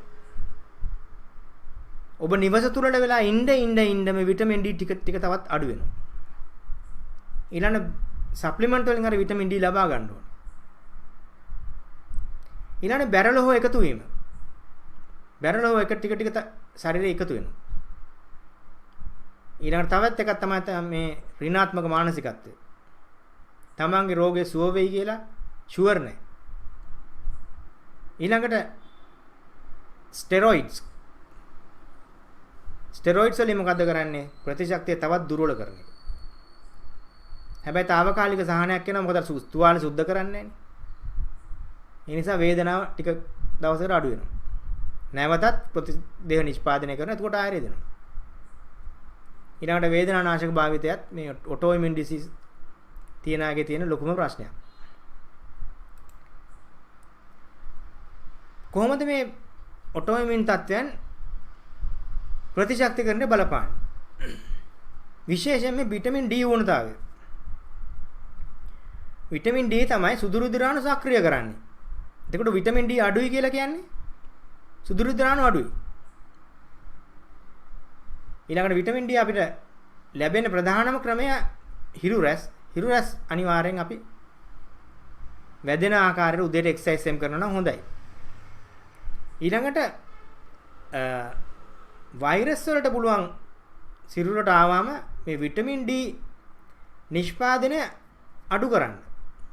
මොකද එයා දන්නවා ඒ විටමින් D තිබුණොත් එයාගේ වර්ධනය කරගන්න බෑ කියලා. ඉතින් ඒ නිසා එයා කරන්නේ මොකද? ඉස්සෙල්ලාම විටමින් D නිෂ්පාදනය අවම කරනවා. දැන් මෙතන තරංගයක් තියෙන්නේ. වෛරස් එකයි විටමින් D. එහෙනම් විටමින් D නිෂ්පාදනය වැඩි කරගන්න මේ ඉරුරස් පතිත වෙන තැනකට යන්න ඕනේ. දැන් ලොක්ඩවුන් එක වෙලාවේ ගොඩක් වෙලාවට අපි ගේ ඇතුළට වෙලා ඉන්නේ. අපි හිරුරස් අතිතන මිදුලට බහින්න ඕනේ. මේ ඊටම වැදගත්. ඊළඟට විටමින් D තියෙනවා නම් අපේ ශරීරයේ ප්‍රතිශක්තිය ප්‍රශස්ත මට්ටමක පවත්වනවා. එතකොට අපිට වෛරස් එකක් මැඩ ගන්න තියෙන හැකියාව වැඩි වෙනවා. ඊළඟට මැක්‍රොෆේජස් සෛලවල තියෙන මේ කැටලිස්ට් ඩීන් කියලා තියෙනවා මේ ආයුධ විශේෂයක්. ඒ කියන්නේ ඒ ආයුධ වලින් තමයි මේ ඩිෆෙන්සින් කියන මේ ආයුධ වලින් තමයි වෛරස් එක විනාශ කරන්නේ. මෙන්න මේවා නිපදවීම ඇන හිටිනවා විටමින් D නැති වුණොත්. විටමින් D තාම අත්‍යවශ්‍යම සාධකයක් මේ වෛරස් එකත් එක්ක සටන් කරනකොට. ඒ වගේම මේ ඔටෝ ඉමුන් ඩිසීස් තියෙන අයගේ මෙන්න මේ තත්ත්වය ඉතා දුර්වලයි.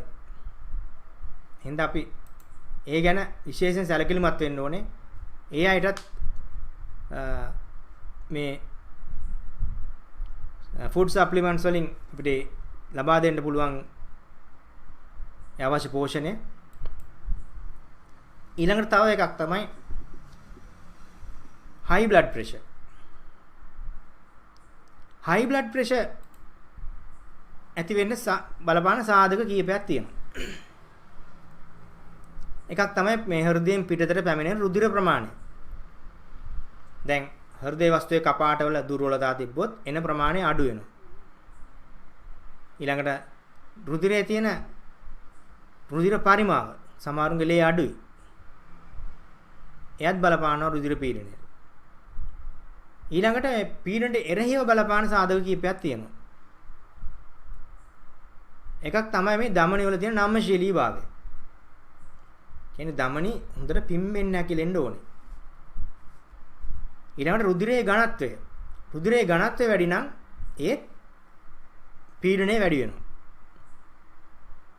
ඊළඟට ධමනි අභ්‍යන්තරයේ පටු වීම. යම් යම් හේතු නිසා ධමනි කුහරේ කුඩා වෙනවා. ඊළඟට හෝමෝන අසමතුලිතතා. මෙන්න මේ කාරණා කීපය රුධිර පීඩනයේ බලපානවා. දැන් ඔබගේ මේ මාංශ පේශියක් මෙහෙම නවන්න පේශියක් හකුලා ගන්න කැල්සියම් කියන කනිජ ලවණය ඕනේ. මේක දිගෑර ගන්න මැග්නීසියම් ඕනේ. ඒ වගේම මේ මාංශ පේශියේ ඉලාස්ටිසිටි එක මේ නම්‍යශීලීතාවය තියාගන්න කොප ඕනේ.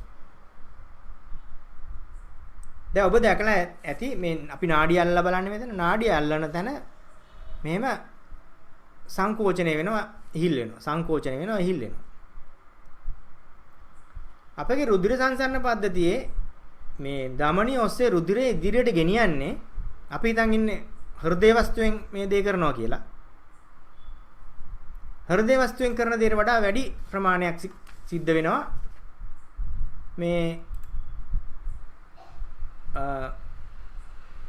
අපේ ඉතිරි කොටසෙන් අපේ ධමනි වලින් ධමනි වල මේ සංකෝචනය වීම සිදු වෙන්න අපි කැල්සියම් ඕනේ. නැවත ඉහිල් වෙන්න මැග්නීසියම් ඕනේ. එහෙම නොවුනොත් වෙන්නේ මොකද්ද? ඒ ධමනි වල හිරවීමක් සිද්ධ වෙනවා. හරියට අපි හිතමු කැල්සියම් අඩු වුණා කියලා. කෙනෙක්ගේ කැල්සියම් අඩු වුණා නම් වෙන්නේ මොකද්ද? සංකෝචනය වෙන්නේ හිමින්. එතකොට රුධිරය ඉස්සරහට තල්ලු කරගන්න බෑ. දැන් මොකද වෙන්නේ? low blood pressure ඇති වෙනවා. කෙනෙක්ගේ මැග්නීසියම් අඩු වෙනවා. මේක ඉහිල් කරගන්න බෑ. එතකොට ඇතුලේ පරිමාව අඩු වෙනවා. high blood pressure ඇති වෙනවා. එතකොට මේ විදිහට මේ මාංශ පේශි ඉහිල් කිරීම සහ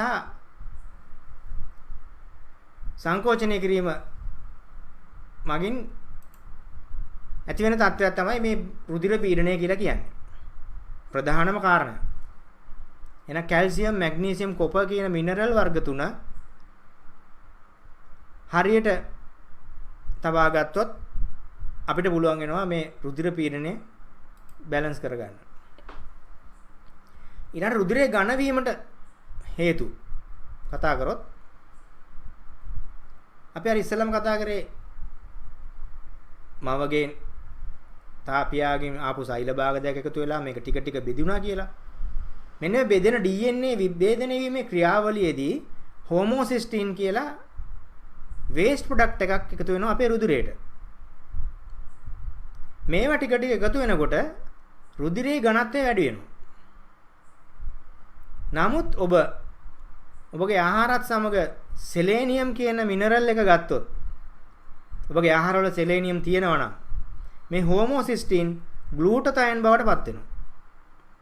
ග්ලූටතයන් කියන්නේ ඔබගේ පිළිකා සෛල පව මර්ධනය කළ හැකි ඉතාමත් හොඳ ප්‍රතිඔක්සිකාරකයක්. mother of antioxidant කියලා කියන්නේ. ඒ කියන්නේ ඒ ග්ලූටතයන් වලට පමණයි පුළුවන් සෛලයක න්‍යෂ්ටි අභ්‍යන්තරයට ගිහිල්ලා එහි සිදුවෙන මුක්ත කණ්ඩක ප්‍රහාර නිෂ්ක්‍රිය කරන්න. දැන් ඊළඟ කාරණාව තමයි දුම්පානය. දුම්පානයත් හේතු වෙනවා මේ රුධිරයේ ඝනත්වය වැඩි වෙන්න. ඊළඟට තව එකක් තමයි මේ ඔක්සිකරණය වූ කොලෙස්ටරෝල් රුධිරයේ තිබීම. මුක්ත කණ්ඩක ප්‍රහාර වලට ලක් වෙනවා මේ කොලෙස්ටරෝල් උත් ගිහිල්ලා ඒවා රුධිරයේ තියෙන එකත් මේ ඝනත්වය වැඩි වෙන්න හේතු වෙනවා. අන්න හිමොග්ලොබින් වැඩි වීම ඔක්කොම දන්නවා. ඊළඟට තව එකක් තමයි නයිට්‍රික් ඔක්සයිඩ් නිපදවීම අඩාල වීම.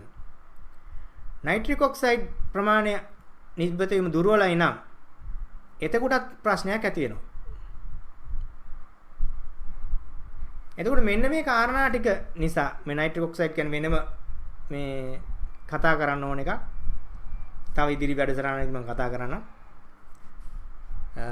මේ ආකාරයට අපේ රුධිරයේ ඝන වීමට ඇතිවන හේතු නවත්ත ගන්න පුළුවන් මෙන්න මේ කාරණා ටික නවත්ත ගත්තොත්. දැන් හිමොග්ලොබින් අඩු වෙන්න යකඩ සහ කොපර් කියන මිනරල් දෙක අඩු වීම හේතු වෙනවා. ඊළඟ කොලෙස්ටරෝල් ඔක්සිකරණය වෙන්නේ ඇන්ටිඔක්සිඩන්ට් අඩුයි. අපි අර නෝවා කියලා කිව්වේ NOWA කියලා. එන්නේ ඒ ටික හරියට වැටෙනවා නම් මේ රුධිරයේ ඝන වීමකට හේතු වෙන්නේ නැහැ.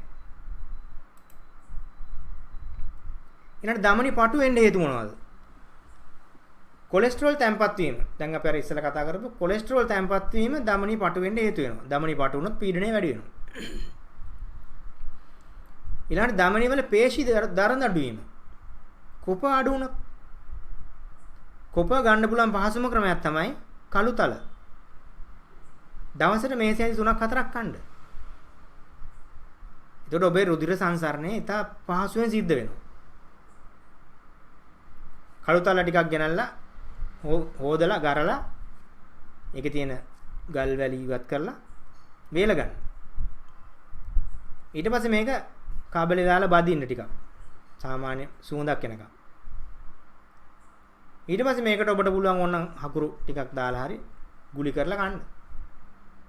කොහොමද Tamanට කැමති ආකාරයට මේ ටික කණ්ඩායි ඕනේ. මේ ටික ශරීරයට යණ්ඩායි ඕනේ. ඊළඟට මේ එන්ඩෝතීලියම මුක්ත කණ්ඩක ප්‍රහාර වෙන නිසා විනාශ වීම. මේ අර කලින් කියපු කාරණාවමයි. එන්ඩෝතීලියම කියලා කියන්නේ ධමනිය ඇතුලේ තියෙන සෛල බිත්තිය. ඒ පළවෙනි සෛල ස්තරය. මෙන්න මේ සෛල ස්තරය විනාශ වුණාම මේ සෛල ස්තරය තමයි නිෂ්පාදනය කරන්නේ අර නයිට්‍රික් ඔක්සයිඩ්. මම ඉස්සෙල්ලා කිව්ව නයිට්‍රික් ඔක්සයිඩ්. මේ නයිට්‍රික් ඔක්සයිඩ් නිෂ්පාදනය නවතිනවා ඒ එන්ඩෝතීලියම් එක ඩැමේජ් වුණාම. මේ නයිට්‍රික් ඔක්සයිඩ් තියෙන්නේ මොකටද? අපේ ධමනියක යම් තැනක රුධිරයේ හිරවීමක් සිද්ධ වුණොත් ඒක ධමනි බිත්තියට දැනෙනවා. ඒ ධමනි බිත්තියට දැනෙනකොට ඒ ධමනි බිත්තියේ මගින් දෙන සිග්නල් එකකින් මේ එන්ඩෝතීලියමට පුළුවන් නයිට්‍රික් ඔක්සයිඩ් නිකුත් කරන්න. මේ නයිට්‍රික් ඔක්සයිඩ් නිකුත් කරාම ඒ ස්ථාන ප්‍රසාරණය වෙලා මේ ඒ ලේ කැටියක් ආව නම් එය මේ විනාශ කරලා දාන්න හැකියාවක් තියෙනවා මේ නයිට්‍රික් ඔක්සයිඩ් වලට. ඒ නිසා අපේ මේ ශරීරයේ heart attack එකක් එහෙම නැත්නම් stroke එකක් එන්න තියෙන ස්වභාවික අවස්ථාව නැති කිරීමක්. ඒ කියන්නේ ස්වභාවිකවම ඒකට විරුද්ධව තියෙන ක්‍රියාවලිය තමයි නයිට්‍රික් ඔක්සයිඩ් කියලා කියන්නේ. එතකොට මේන්නේ මේ නයිට්‍රික් ඔක්සයිඩ් නිෂ්පාදනය නතර වෙනවා එන්ඩෝතීලියම් එක ඩැමේජ් වුණාම. ඒ කියන්නේ සෛල අභ්‍යන්තරයේ තියෙන සෛල ස්තරය. ධමනි අභ්‍යන්තරයේ තියෙන සෛල ස්තරය. එතකොට මෙන්න මේ හේතු නිසා තමයි ධමනි පටු වෙන්නේ. ඊළඟට ප්‍රොස්ටාග්ලැන්ඩින් කියලා හෝමෝන් එකක් තියෙනවා. මේ හෝමෝන් එක කරන්නේ මොකද්ද? අපේ ශරීරයේ අපි දැන් හිතමු අපේ ඉරුවාරදුව රුදාව හැදෙන කට්ටිය ඉන්නවා. මේ දවල්ට අපේ මේ හිරු රශ්මිය වැඩි වෙනකොට අපේ වැඩිපුර රුධිර ප්‍රමාණයක් අපේ මෝලයේ පැත්තට යොමු කරනවා. එතකොට මේ ධමනි විශාල වෙන්න ඕනේ. විස්තරණය වෙලා ඉඩ දෙන්න ඕනේ යන්න. ඒ විස්තරණය කිරීම කරන්නේ මේ ප්‍රොස්ටාග්ලැන්ඩින්ස් කියන හෝමෝන් එක. ඒ හෝමෝන් එක අපේ නිෂ්පාදනය වුණේ නැත්තම් ඒ විස්තරණය කිරීම කරන්න බෑ. ඒතර වෙන්නේ මොකද්ද? වැඩි රුධිර පීඩනයක් මේ මොළයේ පිටසට යන ධමනි වල ඇති වෙනවා. දැන් මේ පීඩනය වැඩි වෙන්න හේතුව මොකද්ද? මේ විස්තරණය කර ගැනීම නොහැකි වීම. මේක කරගන්න පුළුවන් වෙන්නේ ඔමේගා 369 කියන මේ මේද අම්ල තුන අපේ ශරීරයේ තිබ්බොත් විතරයි. එතකොට මෙන්න මේවා අපි නිරන්තරයෙන් ලබා ගන්න ඕනේ. කොඩ් ලිවර් ඔයිල් වගේ ඒවා හොඳයි. මේ ෆැටි ඇසිඩ් නැති වුණොත් මේ ප්‍රොස්ටාග්ලැන්ඩින් හදා ගන්න බෑ. එහෙනම් මිග්‍රේන් තියෙන කට්ටියට හොඳම ඖෂධයක් තමයි මේ ඔමේගා 369. දැන් කොහොමද මේ ප්‍රතිශක්තියට බලපාන්නේ? අපි අද මාතෘකාව ප්‍රතිශක්තියත් එක්ක යන්නේ. රුධිරයේ කෝටිසෝල් මට්ටම වැඩි වෙනවා. ප්‍රෙෂර් එක වැඩි වෙනකොට. එතකොට කෝටිසෝල් වැඩි වුණාම අපේ අක්මාවේ තියෙන ග්ලයිකෝජන් ග්ලූකෝස් බවට හරවලා මුදා හරිනවා රුධිරයට. මොකද දැන් ස්ට්‍රෙස් එකක් මැනේජ් කරන්න වෙලා තියෙන නිසා. එතකොට රුධිරේ සීනි මට්ටම වැඩි වෙනවා. ඊට පස්සේ අපේ දිය වැඩියා වෙලා කතා කරපු විදියට අපේ ප්‍රතිශක්තිය දුර්වල වෙන්න ගන්නවා. ඊළඟට ස්ටෙම් සෛල නිෂ්පාදනය නවතිනවා. ස්ටෙම් සෛල වලින් නව සෛල නිෂ්පාදනය නවත්තලා දානවා. මේ කෝටිසෝල් වැඩි වෙනකොට. එතකොට සුදු රුධිර නිෂ්පාදනය කරන්න බෑ. ඊළඟට මැක්‍රොෆේජස් සෛල නිද්‍රාශීලී වෙනවා. දැන් මේ විදිහට අපේ සම්පූර්ණ මේ ප්‍රතිශක්ති කරන පද්ධතියම දුර්වල වෙනවා මේ රුධිර පීඩනයත් එක්ක. අපිට ස්වභාවික සප්ලිමන්ට් වලින් පුළුවන් මේ දේ කරගන්න. නමුත් අවාසනාවකට ලංකාවේ නැහැ මේ සප්ලිමන්ට්ස්. විටාජින් පමණයි තියෙන්නේ. අපිට පිටරටින් ගෙන්න ගන්න පුළුවන්. ඔබලාට හැකි මේ nita.com වෙබ් එකේ විස්තර දැනගන්න. මොනවාට දැනගන්න තියෙනවා නම් තවත් මේ 070 190 22 20 අංකයෙන් දැනගන්න පුළුවන්. ඔයගොල්ලන්ට ප්‍රශ්න තියෙනවා නම් අපි තව පැය කාලක් වගේ වෙලාව තියෙනවා අපි කතා කරමු.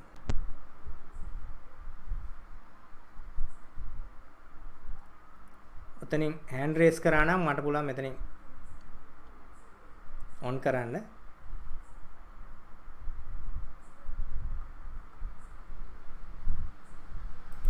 කමල් සර් අර මේ කුරුඳු කුඩු අර මේ කුඩු කරලා තියෙනවා එකක් තියෙනවනේ අර ඒක තේ වගේ හදාන බොන්න කියලා. ඒක පාවිච්චි කර කමක් නැද්ද? ඒක කියන්නේ රැයට හදාරන්නලා බොන්න කියලා. ඔව් කොහොම හරි ශරීරයට යන්නයි ඕනේ. අර මම ඒ කුඩු මේ මීපැණිත් එක්ක එකතු කරලා කැමරට ගන්න කියලා කිව්වේ. එතකොට වැඩි ප්‍රමාණයක් අපිට ශරීරයට එකතු වෙනවා. අතේ එකකින් යන්නේ කුඩා ප්‍රමාණයක්නේ. ඒකයි.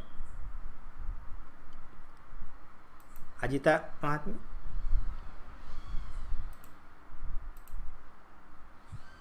ડોક્ટર මට කොලෙස්ටරෝල් නැහැ. ඒ වුණාට හයි බ්ලඩ් ප්‍රෙෂර් එක තියෙනවා. ඉතින් ඇයි දන්නේ එහෙම වෙන්නේ? ඔව්. කොලෙස්ටරෝල් කියන එක එක සාධකයක් විතරයි. දැන් කොප අඩු වුණත් ඒත් හයි බ්ලඩ් ප්‍රෙෂර් එන්න පුළුවන්. කැල්සියම් අඩු වුණත් එන්න පුළුවන්. එහෙනම් සම්පූර්ණ මේ ඔබගේ නියුට්‍රිෂන් ප්‍රමාණය චෙක් කරලා තමයි උත්තරයක් දෙන්න ඕනේ. ඒකෙන් අපිට ඔක නිවැරදි කරගන්න පුළුවන්. ඒක කරන්නේ කොහොමද ડોක්ටර්? අපිට පුළුවන් බයෝ රෙසොනන්ස් ටෙස්ට් එකක් කරා නම් ඔබගේ ශරීරයේ තියෙන මේ නියුට්‍රිෂන් ප්‍රමාණය බලා ගන්න. ඒ අනුව අපිට තීරණය කරන්න පුළුවන් ඔබට මෙන්න මේ මිනරල් එක අඩු නිසායි ඔබට ප්‍රෙෂර් එක තියෙන්නේ කියලා අපිට ඒක නිවැරදි කරන්න පුළුවන්. සමහර වෙලාවට මේ වකුගඩු වල තියෙන ප්‍රශ්න නිසා සමහරක් වෙලාවට ඇඩ්‍රිනල් ග්‍රන්ථියේ තියෙන ප්‍රශ්න නිසා බ්ලඩ් ප්‍රෙෂර් එක වැඩි වෙනවා. 120ට විතර. අනිත් තැන නැහැ මේ ඒ දෙක තමයි තියෙන්නේ. අපිට ටෙස්ට් කරොත් කියන්න පුළුවන්. එතකොට ડોක්ටර් හම්බෙන්න එන්න ඕනේ. ඔව් අපොයින්ට්මන්ට් එකක් දාලා ඉන්න ඕනේ. කොහොමද අපොයින්ට්මන්ට් දාන්නේ ડોක්ටර්? අර තිබ්බ නම්බර එකට කෝල් එකක් දීලා ගන්න පුළුවන්. 0යි 7යි 0යි 190යි 22යි 20. 22යි. thank you doctor. thank you. Susima miss.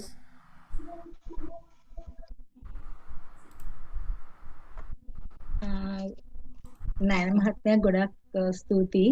මම ගොඩක් පරක් වෙලා මේ මට මේ ජොයින් වෙන්න ඕනේ. මට දැනගන්න පුළුවන් දර ඔමේගා 369 මේ ආහාර වශයෙන් අපි ගන්න මොනවාද කියලා. එකයි මේ ඒකද කිව්වනේ අර ප්‍රොස්ටාග්ලැන්ඩින්ස් නේද? ඒ හෝමෝන් එක මේ වර්ධනය වෙන්නේ ඔමේගා 369 වලින් කියලා. එතකොට ඔමේගා 369 දැන් මම මස් මාළු කන්නේ ඒව නෑ. නිර්මාංශ කෙනෙක්නේ. එතකොට කොහොමද අර කොඩ් ලිවර් ඔයිල් ගන්නත් බෑනේ. එතකොට කොහොමද මම අලිගඩ පෙර වල තියෙනවා. අලිගඩ පෙර. එතකොට අර මේවා තල ඕලු හාල් තන හාල් මිනිරි හාල් වල ඒවා හොඳයි. ඇත්තටම හොඳයි. පරණ ඔය හාල් වර්ග ඒව ගන්නවා මම. හරි ගොඩක් ස්තුතියි. හොඳයි.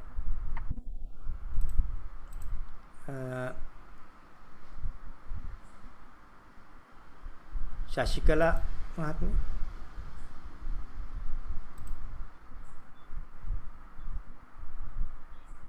ડોක්ටර් මේ මට අහන්න තියෙන මගේ පුතාට තියෙනවා ડોක්ටර් මේ PLC කියලා අර හැමේ අලුහම් වගේ හැම ડોක්ටර් එයාගේ මේ අර මේ අලුහම් වගේ තමයි තියෙන්නේ. ඉතින් මට ડોක්ටර්ගෙන් ඒ ගැන ડોක්ටර් හම්බ වෙන්න හරි මට මොකක් හරි පිළිතුරක් ලබා දෙන්න. එයාව පෙන්නන්න. ඔව් දැන් ඇත්තටම ඔය මේ හාමේ රෝග කියලා කියන්නේ ඇත්තටම රෝගේ තියෙන හාමේ නෙමෙයි. දැන් හාමේ රෝග වලට අපි කරන්නේ මොකද්ද? උඩින් ක්‍රීම් එකක් ගන්නවා මොනවාරි ටෙම්පරරි සොලියුෂන් එකක් දෙන්නේ. මේ ශරීර අභ්‍යන්තරයේ තියෙන ගැටලුවක්. ඒ ගැටලුව සොයාගත යුතුයි. මේ රෝග මූලය සොයාගෙන ඒකට ප්‍රතිකර්මය කරා නම් ඇත්තටම සමේ රෝග සුව කරගන්න පුළුවන්. ඒක ડોක්ටර් ඔටෝ ඉමුනිටි තත්ත්වයක්ද? ඔටෝ ඉමුන් උනත් අපිට සුව කරන්න බැරි කමක් නැහැ. ඒ බටහිර වෛද්‍ය ක්‍රමයට තමයි බෙහෙත් නැත්තේ උඩ. රෝග මූලය හොයාගත්තන් පස්සේ ඒකට උත්තර දෙන්න පුළුවන්. ડોක්ටර් මේ දවස්වල අපොයින්ට්මන්ට් ගන්න පුළුවන්ද? මේ දවස්වල පුළුවන්. ඒ උනට කීප දෙනාටයි දෙන්නේ මේ වැඩි ගෙන්නන්නේ. කතා කරලා බලන්න. හරි. thank you very much. දුෂාන්ත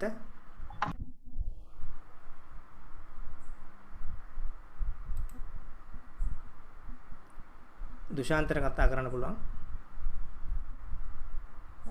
hello thank you doctor අවස්ථාව දුන්නට ડોක්ටර් මම කතා කරන්න ගත්තේ දැන් ඔය කොරෝනා වලට සමහර කට්ටිය කියනවා පොඩි අල්බේතක් කියනවා ඒක මේ හොඳයිද කියලා බලන්න කතා කරේ අර මේ රතුළුණු කොටලා ඒක ඉස්ම වලට දෙහි ගෙඩියක් මෙඩිකල් දාලා බොන්න කියලා කියනවා ඒක සාර්ථකද ඒක කොහොමද කියලා චුට්ටක් දැනගන්නයි කතා කරේ ડોක්ටර්.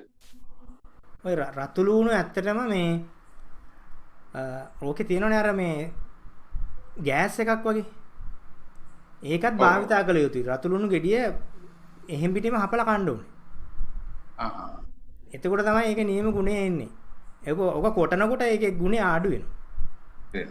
කපලා එහෙම ගන්න එපා කියලා කියන්නේ. රතු ලුණු ගෙඩි 5ක් විතර දවසකට බත් එකට දාගෙන කන්න කියලා කියන්නේ. දෙහි ගෙඩිය බිවට කම දෙහි බොන්න උදේ පාන්දර හිස්බඩ. හරි ડોක්ටර්. හරි. Thank you very much doctor. නිලුපොල් කතා කරන්න පුළුවන්.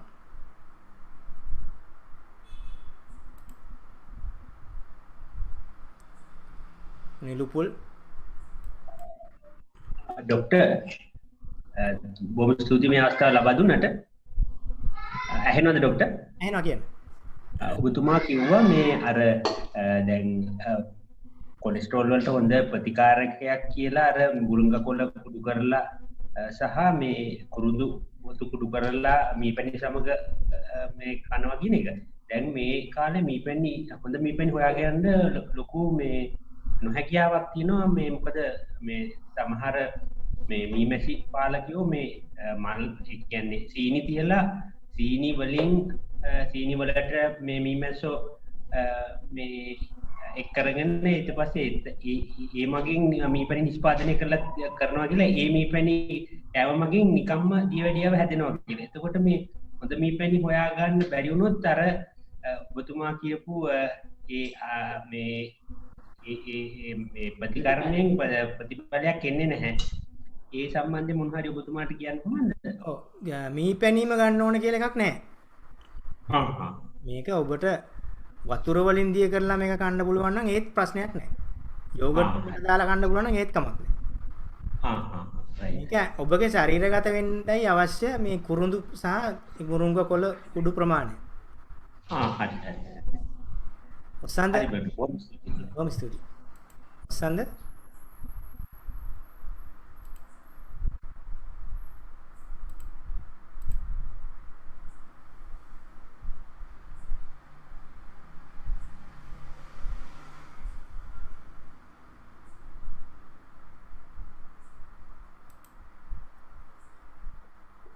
නයනස ඔව් ඇහෙනවා කියන්න.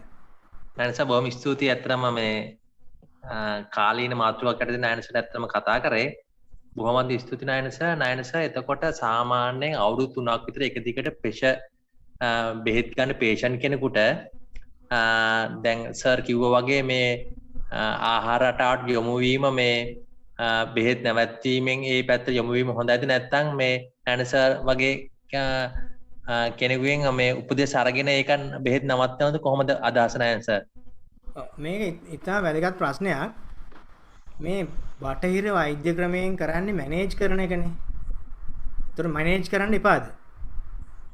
මැනේජ් කරන්නත් ඕනේ. මේක මැනේජ් කරන ගමන් තමයි ස්ථිර විසඳුමකට යන්න ඕනේ. මේ ගොඩක් අය වරද්ද ගන්න තැනක් ඕක. මං අරක කරනවද මේක කරනවද කියන එක. එතකොට අපි අපේ ඒ වැරද්ද සිද්ධ වෙච්ච තැන අපි නහර දරදඬු වෙලා නම් තියෙන්නේ. එතකොට අර ඉංග්‍රීසි බෙහෙත අරගෙන ඒක ඒ ප්‍රෙෂර් එක අඩු කරගන්න ඕනේ. එතකොට ඒත් එක්කම ඒ දරදඬු වීම නැති කරගන්න අවශ්‍ය කොපර් ටික අවශ්‍ය කැල්සියම් මැග්නීසියම් ටික මේ ටික අරගෙන ඒක හදා ගන්න ඕනේ. එතකොට ওই දෙක එක තැනකදී මැච් වෙනවා.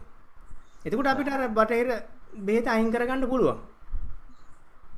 මං හිතන්නේ සිද්ධ විය යුතු දේ ඒකයි. හොඳයි නේද? බොහොම ස්තුතියි. තනුජ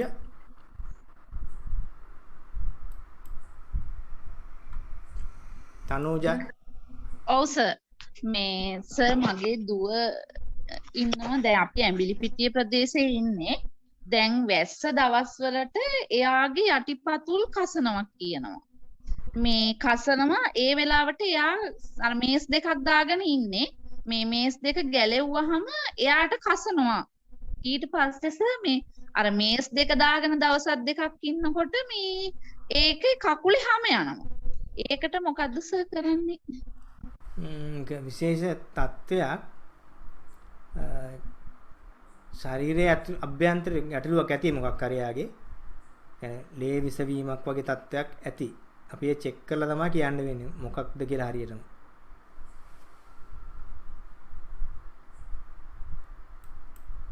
සුජීව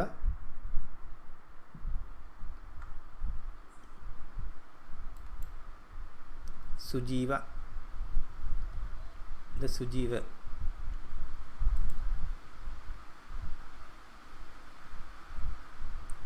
නැත්නම් ඉරේෂා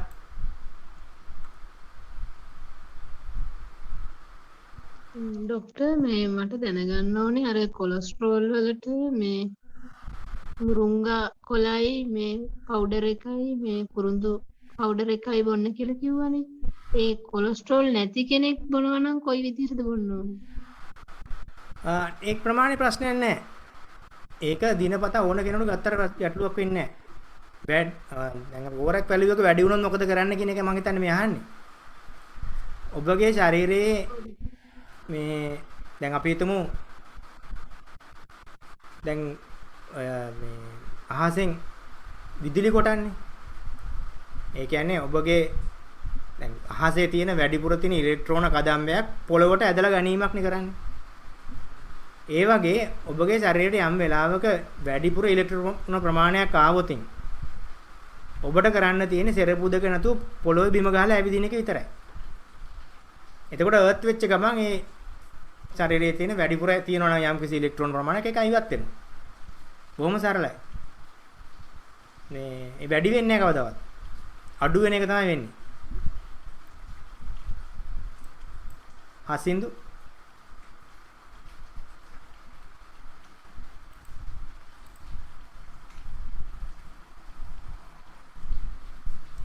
හසින්දු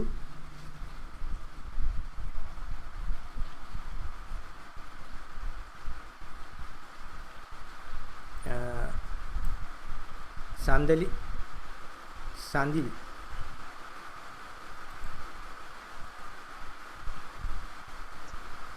ડોક્ટર මගේ පුතාගේ වයස අවුරුදු 11යි.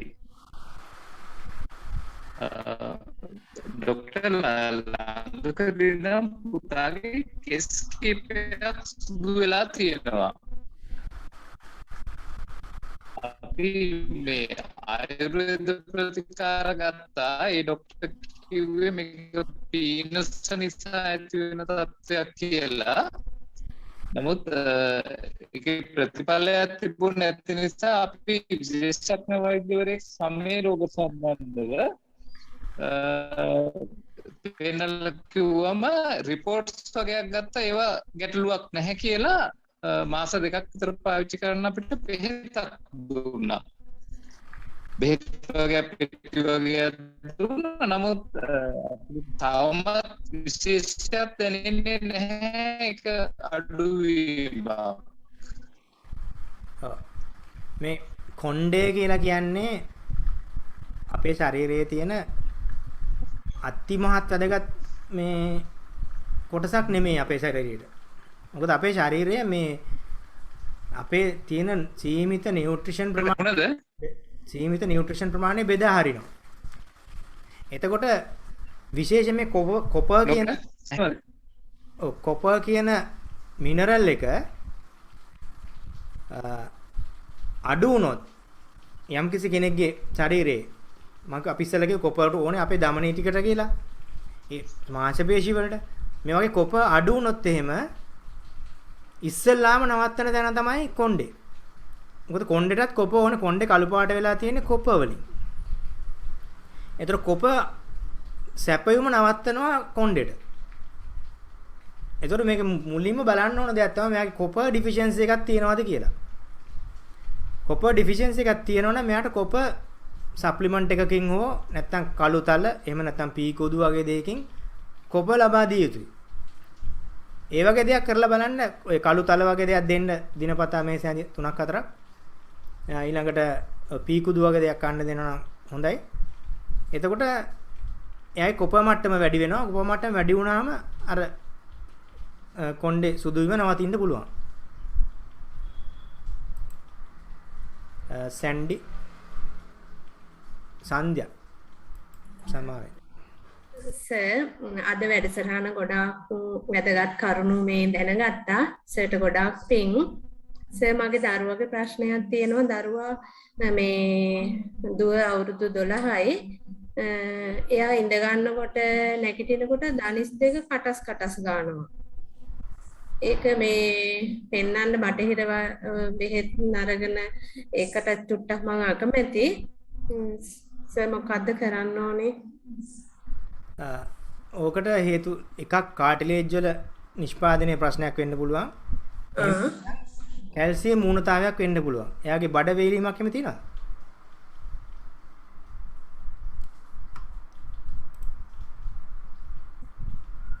බඩ වේලීමක් එහෙම තියෙනවා සර් චුට්ටක්. බොහෝ විට කැල්සියම් මූණතාවයක් තියෙන්න පුළුවන්.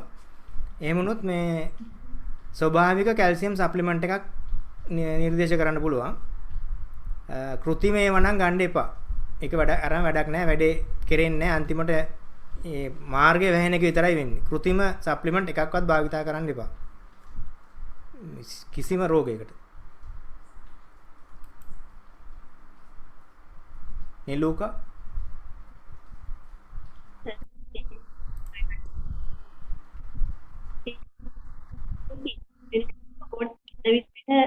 දීර්ඝ කාලීනව ගන්නවා. ඒක ඇහුන්නේ නැහැ නිලුකාරිය.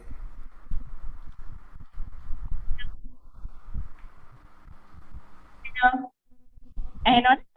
කැඩි ඇහෙන්නේ.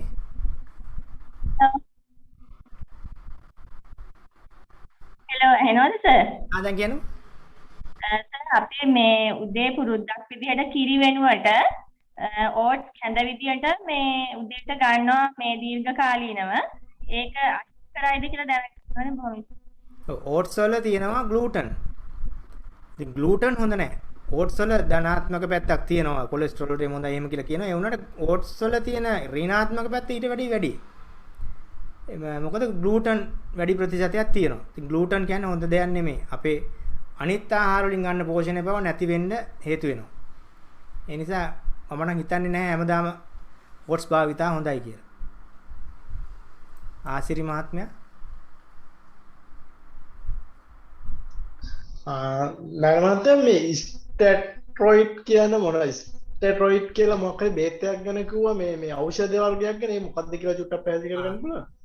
ස්ටෙරොයිඩ්ස් කියලා කියන්නේ immune suppress drugs. ඒ කියන්නේ අපේ immunity එක දුර්වල කරන්න දෙන බෙහෙත්. ඔය පෙග්නිසිලෝන් එහෙම තියෙන්නේ. අන්න ඒ වගේ ඒවා. එකෙන් කරන්නේ immunity එක දුර්වල කරන එක. දැන් autoimmune disease තියෙන කටට ඒක දෙනවා. තව එක පොඩි ගැටලුවක් තියෙනවා. දැන් අපි කොණ්ඩේ සුදු වෙන එකට කොප අඩු කෙනෙකුට සුදු වෙනවා කියලා දැකලා තියෙනවා. වෙනත් හේතුවකුත් තියෙනවද කොණ්ඩේ සුදු වෙන්න? අර පීනසට කියන කතාවේ මොකක් හරි සත්‍යතාවයක් තියෙනවද? ඔව් ඒකත් වෙන්න පුළුවන්. මොකද දැන් කොණ්ඩේ ගහේ මුලට ඇති වෙන රෝගී තත්ත්වයක් තියෙන්න පුළුවන් පීනසත් එක්ක. ඒකට පීනස නිසාත් කොණ්ඩේ සුදු වෙන්න පුළුවන්.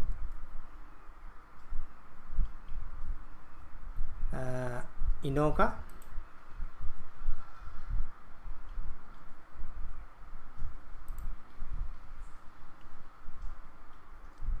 අපේ කාල වේලාව නම් අවසන් වෙලා තියෙන්නේ.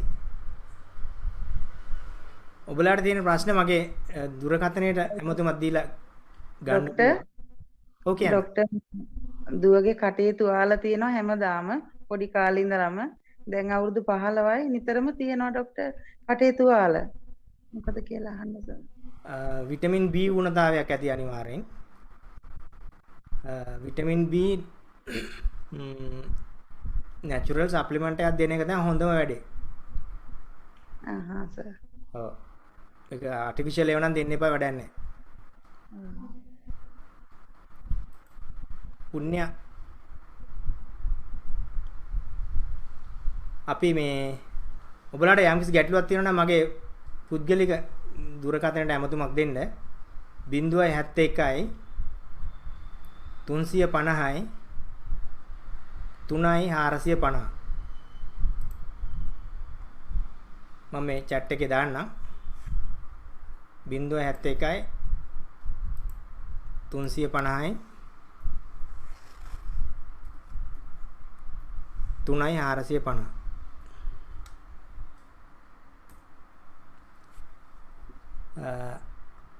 මම හිතන්නේ අපිට කාල වේලාව වැඩිපුර ගියා.